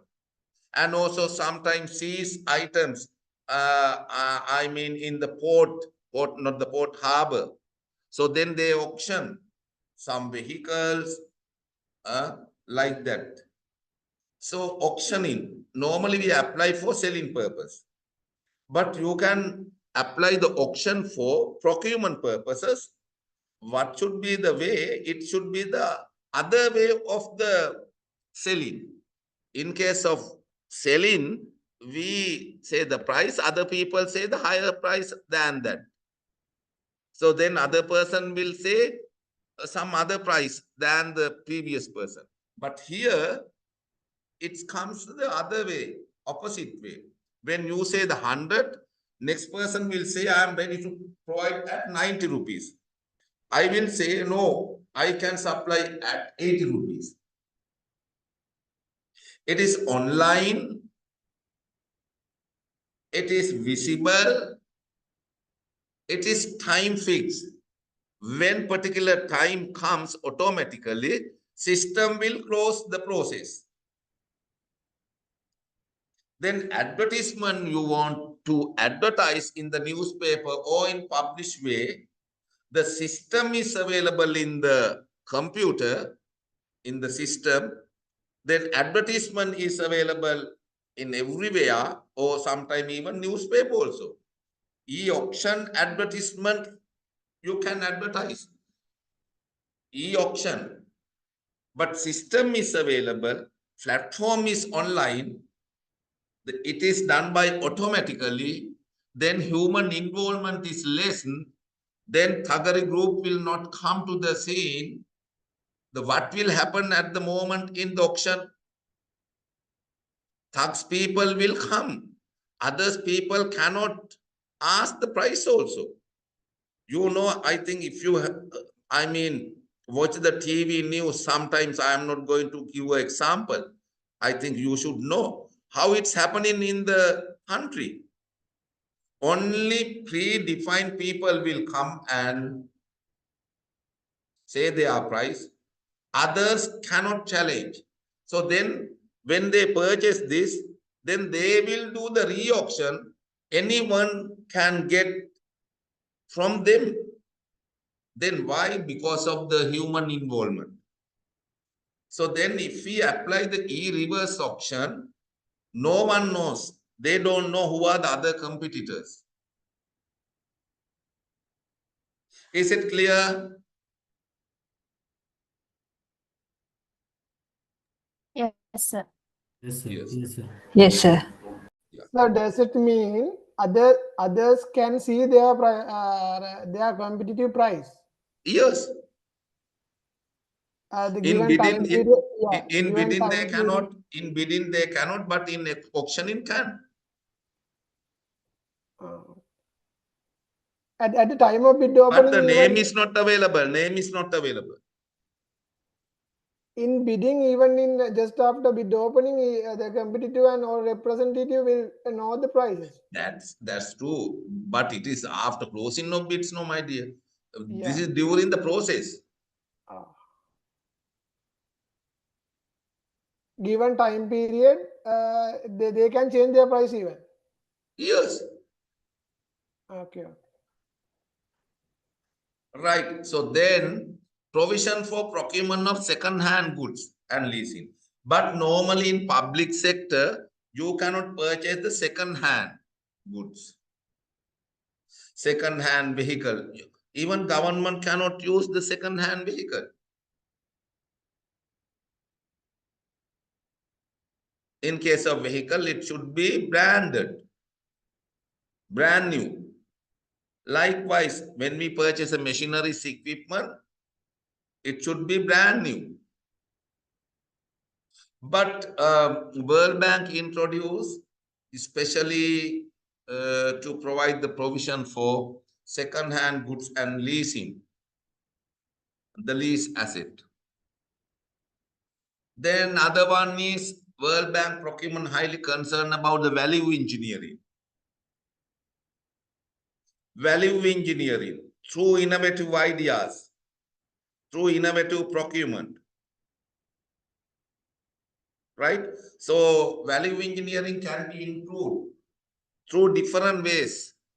How? Can anyone tell me? So I'm giving 5 minutes to say how you can improve the value engineering in public procurement. Take 5 minutes, note down at least 3 points.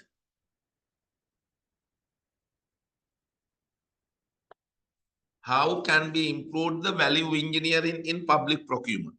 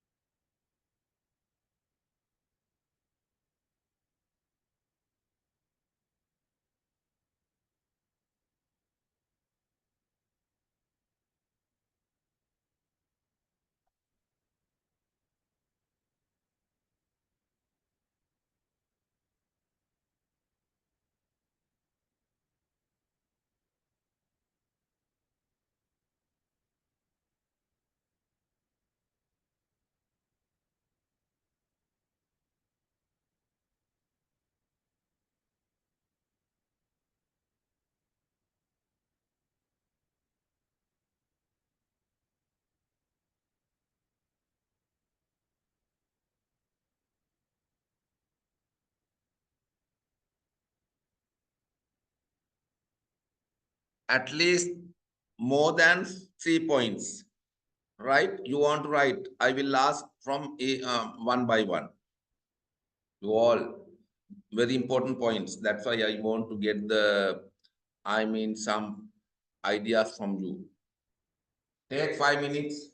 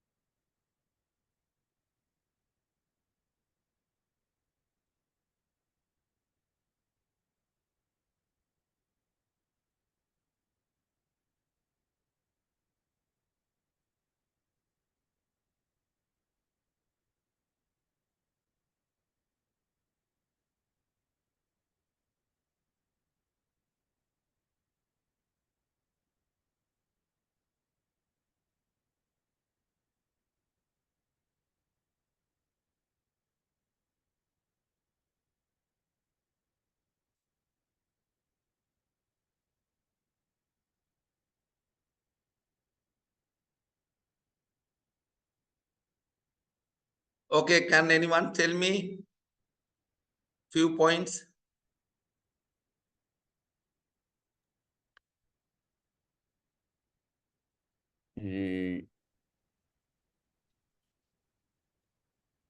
Improved performance, cost effective,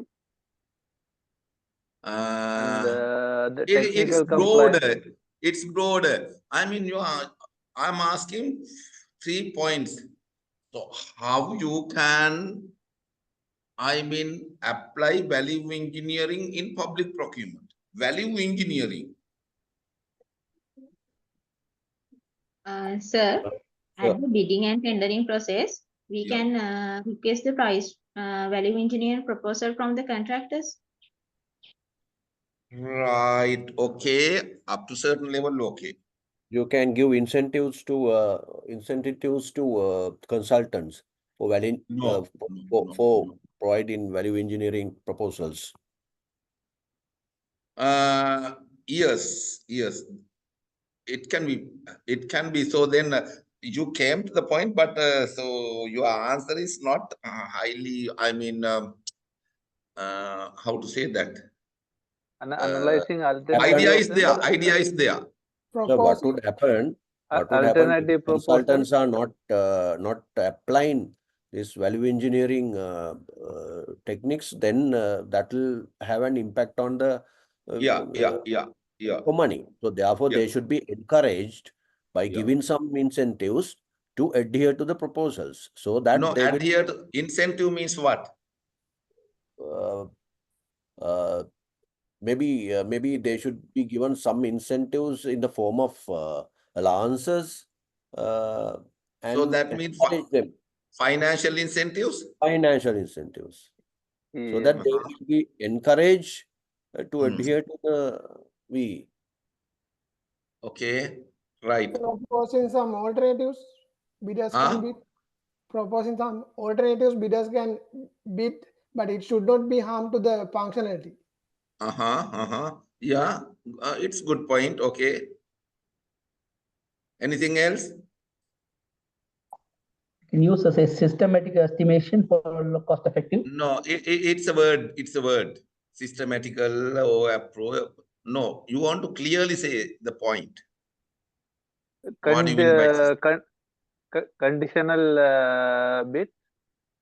They can go with the conditional bid. Conditional bids always reject, no, ultimately. Prepare the cost benefit analysis. No, it's preparing cost benefit analysis is a previous, I mean, before calling for bids. I'm asking during the bidding process, how to do that? How you can improve the value engineering?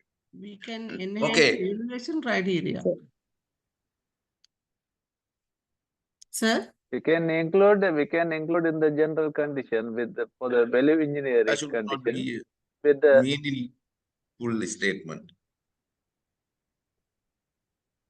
Encourage bidders to propose alternative solutions like innovative materials, design.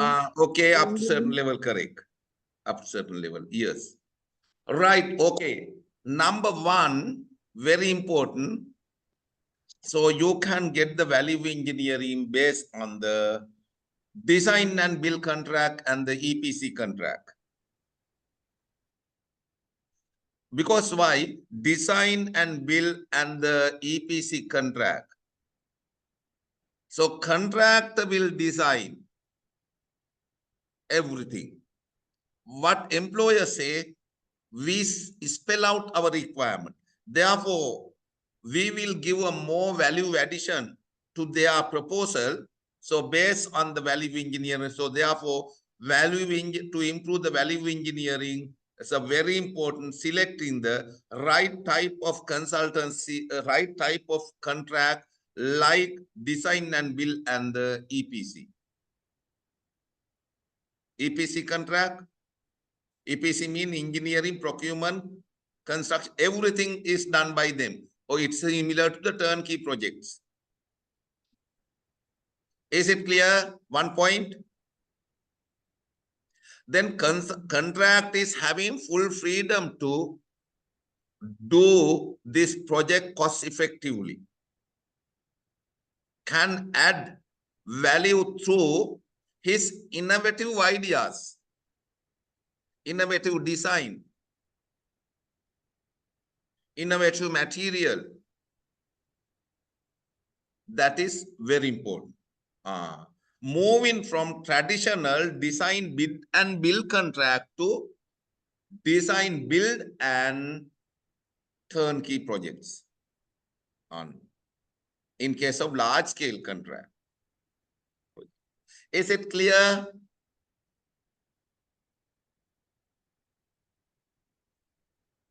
Yes or no?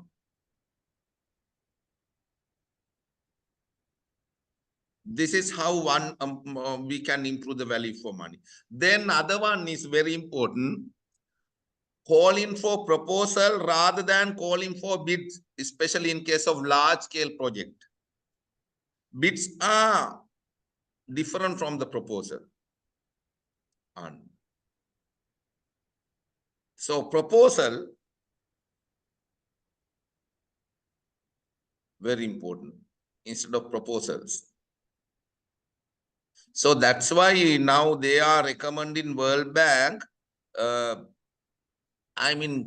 for request for proposal for non-consultancy service also. World Bank recommend. But what is necessary? We want to do it in fair manner. Otherwise, people will do lot of corruption. So value engineering can be improved. So then 2-3 participants tell, especially during the design stage, you can add, you can give, bonus point.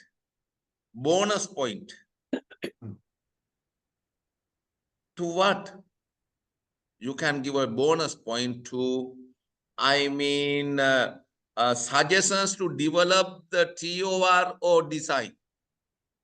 So 10 additional points we will add for the, value engineering proposal, value engineering suggestions.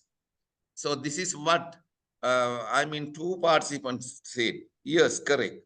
It's a bonus like that, incentive, rather than giving the money. So then we will select you if you can give more value engineering techniques to your proposal. Sometime energy savings. Sometime it can be ventilation. It can be to minimize the unnecessary material cost. Sometime it can be a value addition to the space. So how do you add value to the product? Value means not only the financial matter.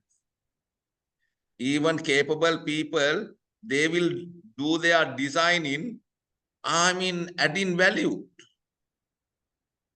So likewise, we will give more points if you can give more value engineering techniques. Correct. That is also. Then other one is outcome-based specification. Outcome-based specification. It is also applicable. Performance-based,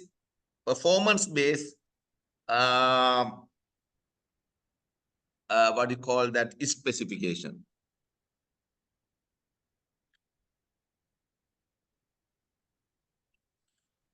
Is it clear?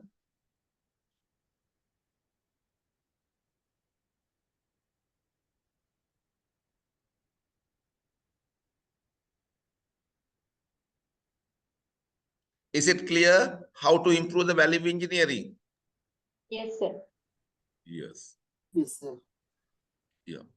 Then other one is use of rated type evaluation criteria.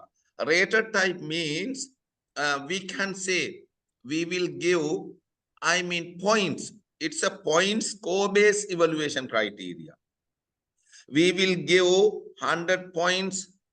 Then this 100 points we distribute among 3 areas for experience, technical, blah, blah. So likewise. Or we can say for financial proposal, for technical proposal. So once again, technical proposal, how this? Those are the sub criteria. So then it's an allocation of points. So therefore we say this evaluation criteria is point score based criteria. What is the word? Point score based evaluation. Yes. So then if you can apply rated type or point score based evaluation criteria, points. For example, when you ask the, energy, you will ask some energy star.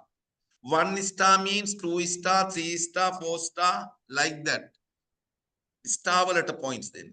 So when you look at the SIDA organization, SIDA construction industry, so they have developed the, rating system for material as well. Material. So likewise, new systems are necessary. It is not still published, I think, but for building construction, rated system is there. So likewise, rated type evaluation criteria. That is very important. We can. Then World Bank introduced another method, request for proposal. Normally we use for selection of consultant. But request for proposal, they recommend to go for, procurement of goods, works and non-consultancies. But in Sri Lanka, request for proposal, we do not apply for non-consultancies up to now. But my point is, this is by World Bank. So normally we apply request for proposal for selection of consultant, not for the non-consultants.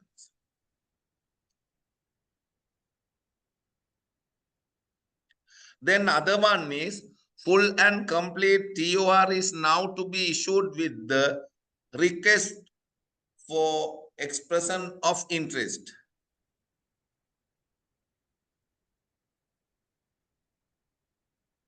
So that means normally, normal situation in case of consultancy services, when we call for proposals, we issue the TOR, terms of references, during the RFP stage.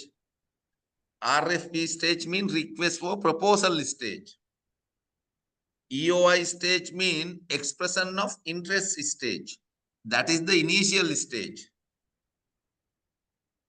Then after complete the EOI stage, then we will call for request for proposal from the selected people.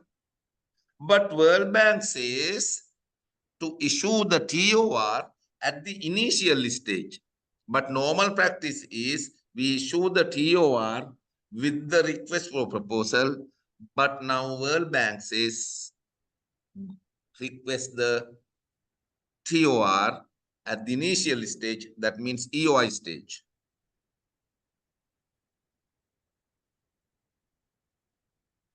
Then other one is World Bank introduced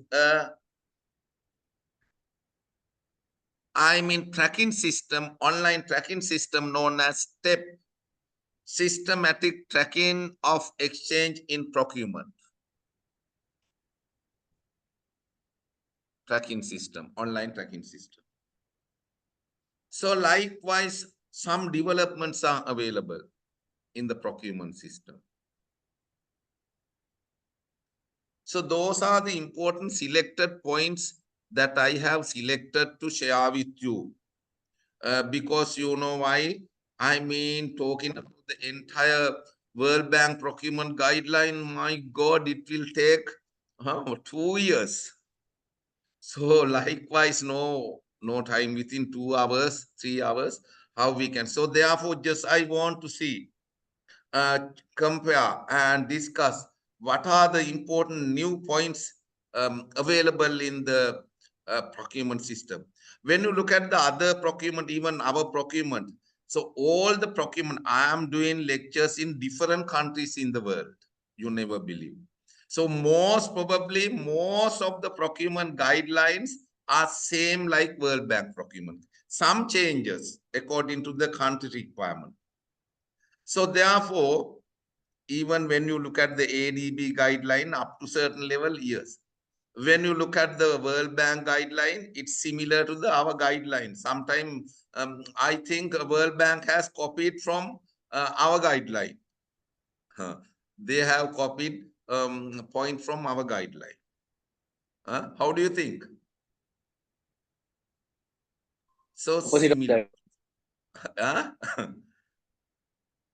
Yes, so almost similar. The principles are same. The methods are same. Even types are almost same. But slight small changes are available. But there are some different documents are available. Some few changes are available. Therefore, procurement guideline and manual most probably similar, but some changes are available. Some of the practices are available in the World Bank. Some of the practices that practices are not available in our guideline. So therefore, what is necessary if you want to learn different guideline? So you want to, compare how World Bank guideline differ from our procurement guideline. So these points are the important points to cover entire lesson within very shorter period. That's what I did today. So almost similar, but there are few points are available. Is it clear? Yes, sir. Yes. Yes, sir. So then, yes, if you know the local guideline, our guideline, then if you, incorporate these practices, so it will become a World Bank procurement guideline. Not issue. You don't need to read everything perfect. We read. That is different, but within very short a period, within 3 hours lecture. So how we can, conduct? Then I thought, so how to do this task? So now already we discuss about World Bank procurement guideline. Now you have idea. Any question?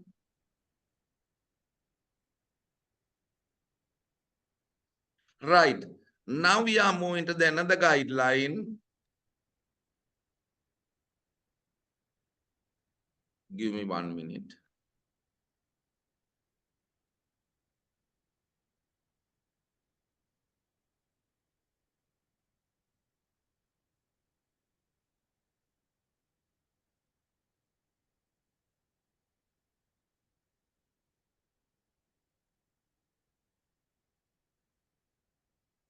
Right. So another very popular guideline in the world and in Sri Lanka, because in Sri Lanka, lot of projects are ADB projects and lot of projects are World Bank project, and some projects are available JICA projects. But I heard last week, during last couple of weeks, so Japan is ready to invest some money in Sri Lanka. So therefore, at that time, most probably we may need to study about more about the JICA procurement guideline also. Earlier it was, named as a JEBIC procurement guideline, JEBIC guideline. Now JICA guideline. So then these three guidelines is more than enough. So no point of talking about the other guideline. So almost projects are ADB, World Bank, and the JICA. So there are some few other guidelines, some funding sources are available. They are also applying most probably World Bank procurement practices, even UNDP, other projects. If hard like that, most probably you will apply. There is no hard and fast rules. Big differences between their guideline and this guideline. When you look at the ADB guideline, same principle. I am not going to talk much more. Say economy, those are their principle. Economy, efficiency, fairness, transparency, promotion of domestic industries. Right? Domestic industries. So likewise, now you can compare what are our principle, what are the World Bank principle, what are the ADB principle. Transparency is there, economy is there, efficiency is there, fairness is there. Likewise, fit for purpose is not available here, but in the World Bank it is there. Value for money is available here also, even though it is not available. So likewise, then responsibilities, the responsibilities can be divided into two parties. Same as World Bank, the number one is responsibilities with the borrower. Borrower is an executing agency. Executing agency, I told at that time, as an implementing agency. A borrower means government of Sri Lanka. If we get the loan, we are the borrower. Government of Sri Lanka, it's dependent. Government of Sri Lanka means particular organization. This organization represents the government. That is what we say executing agency, or you can see implementing agency, not the line agency, is responsible for all procurement activities. ADB will review the procurement activities to ensure that the ADB's guideline for procurements are followed. Same. So therefore, they will see. So we want to check how loan agreement, credit agreement says. Sometimes they say no problem, you can apply your own procurement guideline, there is no problem. Sometimes they will say when the procurement value is more than this amount, definitely in case of high value project, you want to go for ADB guideline and practices. And they also will say definitely you want to use FIDIC document, they instruct. You want to use this document, you cannot use the SIDA document. Likewise, some instructions are available. They are asked to apply these practices. Sometimes they will say, you want to apply our practices. Sometimes they will.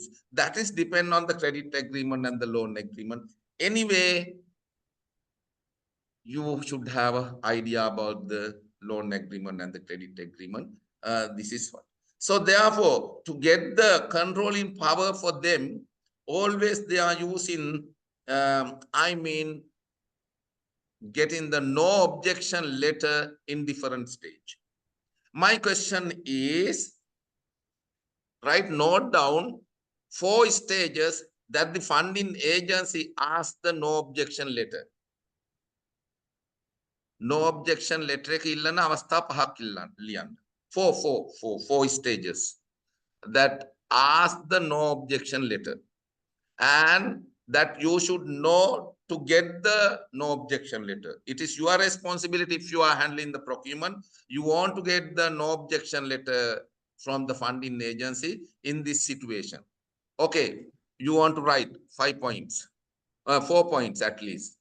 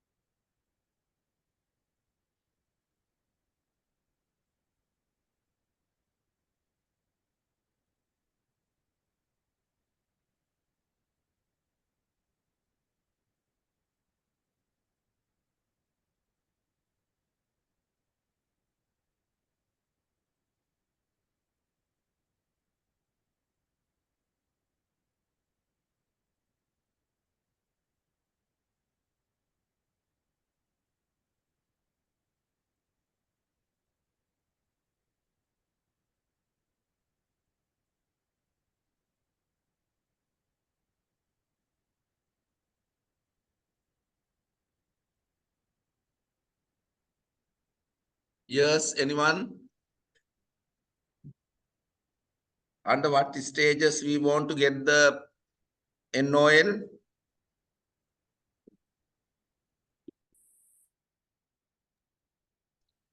When selecting a contractor. No, before that.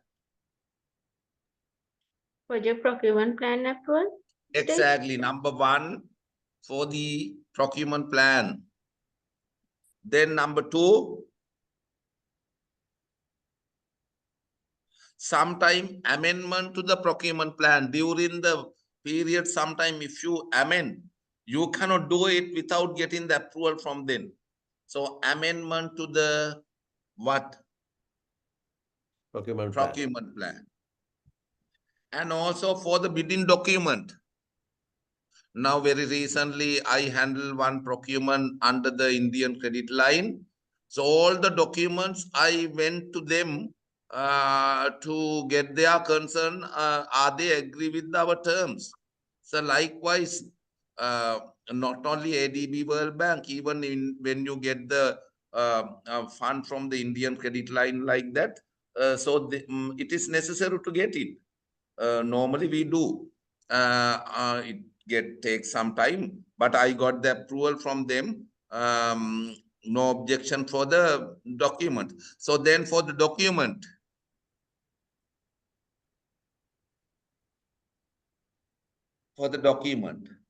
so sometime after calling for bids, there can be a changes, amendment to the document, getting the input from the suppliers. So then at that time, we want to develop what? Addendums. What is the word?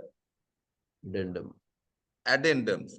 For that also very important, you should know, you want to get the approval from the, NOL from the funding agency. Otherwise, they will say, we approved only the original document, you change the document, they will consider misprocurement. So approval for the NOL for the, for the addendum to the bidding document. Then NOL for the TEC report. Then NOL for the procurement award decision.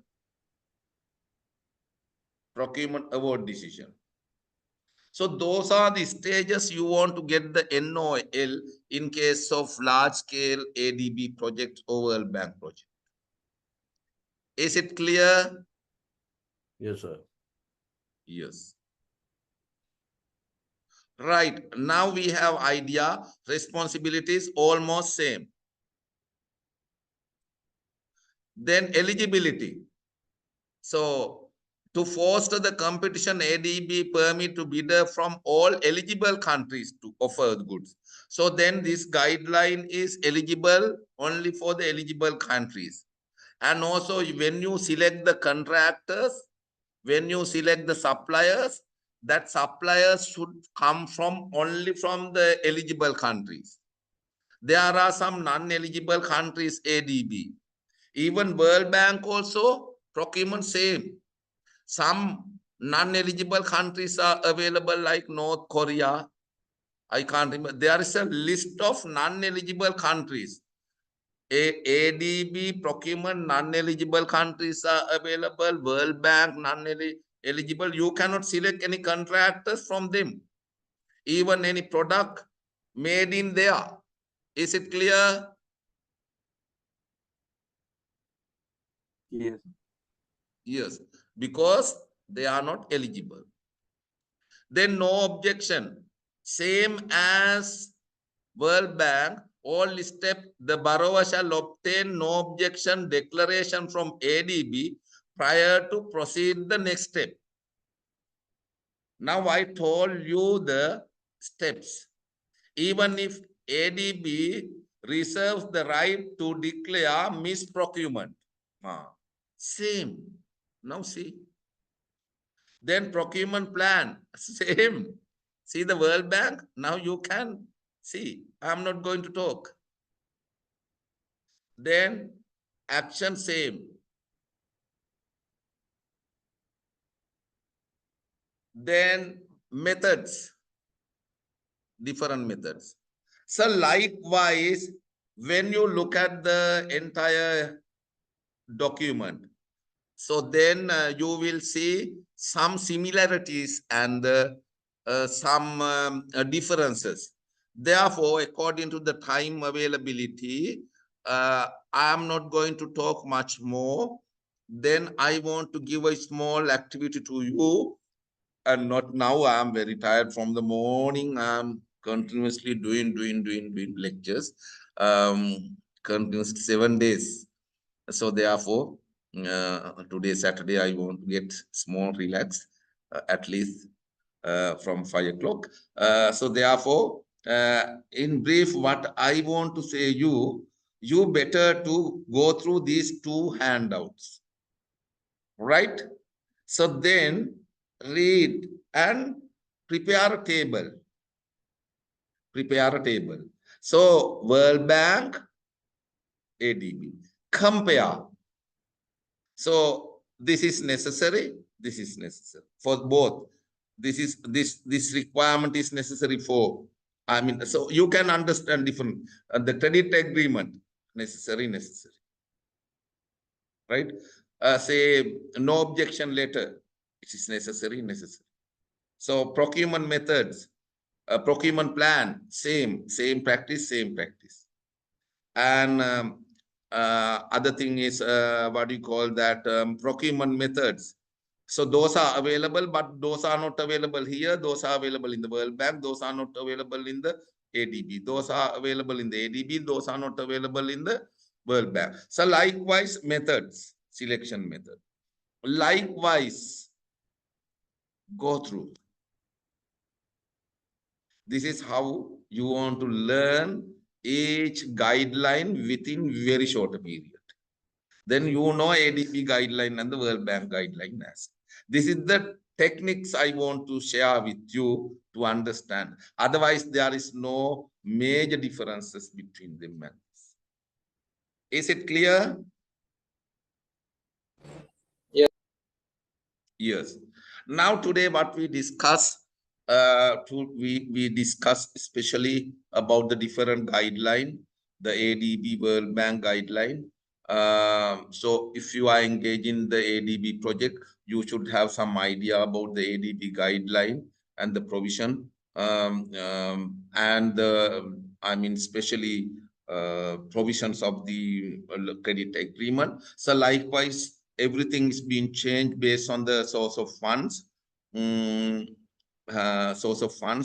for that, what is necessary, we want to read very carefully credit agreement and understand the provisions available in the credit agreement regarding the procurement. And according to, you want to understand, can we apply our procurement guideline, or is it necessary to apply their procurement guideline? Up to what extent we want to apply their guideline, and what are the changes to be done in the process? What documents are the recommended document for them? So very carefully you want to understand. The basic principle and the procedure, same in the world. So you no need to too much worry. And also other thing is, you can understand, you can learn according to the, I mean, syllabus available in, even next day we can discuss something.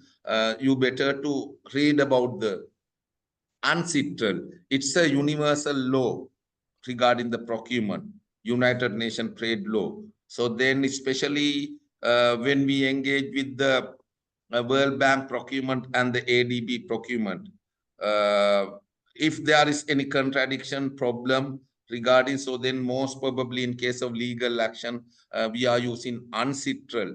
So therefore you can read UNCITRAL, just type in the Google UNCITRAL plus procurement or like that. So then you can see what are the commercial terms, especially international competitive bidding. In case of ICC is very important. ICC terms are available, or not the ICC, UNCITRAL terms should be included in the document.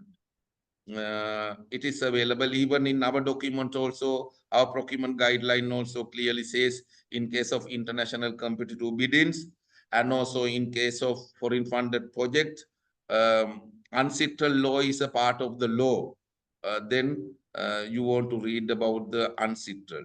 And in addition, especially ICC, ICC terms are very important, especially International Chamber of Commerce, ICC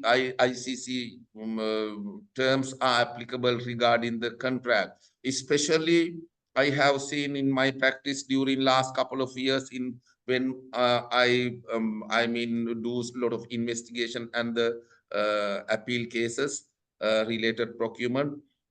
Some of them are not aware about the ICC terms. When they include ICC terms in the bid security, performance security, they rejected as a what do you call that, conditional bids. No, you want to clearly understand those are universally agreed terms. Those are these terms can be included in the securities, even though those are available. We no need to reject since this as a conditional securities. So therefore, you should have some idea about the ICC terms. That is enough. WTO, I mean World Trade Organization, you no need to read too much. So those are the areas you want to read if you are engaged with the foreign funded project procurement. This is what I want to say. And also in broader manner, you should have a good idea about the especially FIDIC document. FIDIC document. FIDIC documents are the recognized document for, I mean, large-scale project. Different FIDIC documents are available. FIDIC Green Book, Red Book, Yellow Book, Pink Book, like that. So there are different books are available. Books means documents, within documents, for design and build contract, for measure and pay contract, for turnkey project, for PPP project, for land reclamation and supply installation project. So likewise, based on the nature of the project, so we want to select the right document. So most probably ADB is recommending the FIDIC document for procurement. So therefore, if you are engaging in the ADB project, so you should have a good idea about the FIDIC documents likewise. This is also very important to highlight today. I don't know. I don't have good idea about the audience. So how many of them are available in the projects? Anyone else?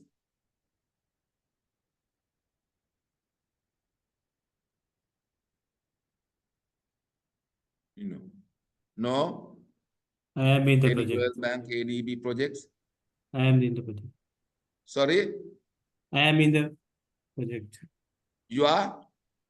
Elevated highway project. I participate for the elevated highway project and the KKS rehabilitation project. Ah, okay, good. So it is ADB funded? Elevated highway project ADB funded. Okay, so then you have, did you handle some procurement activities? Yes. Okay, good. Right. Then anyone from the, I mean, private sector as a bidders? So I mean, from the supply side, from construction company, from I mean suppliers, private sector. So as a bidders, as a supply side, you want to understand about these terms and everything. This is also very important. And not only the government or project staff, others also should know. Right, okay. So with this short brief, so I would like to wind up my session. We'll see next day.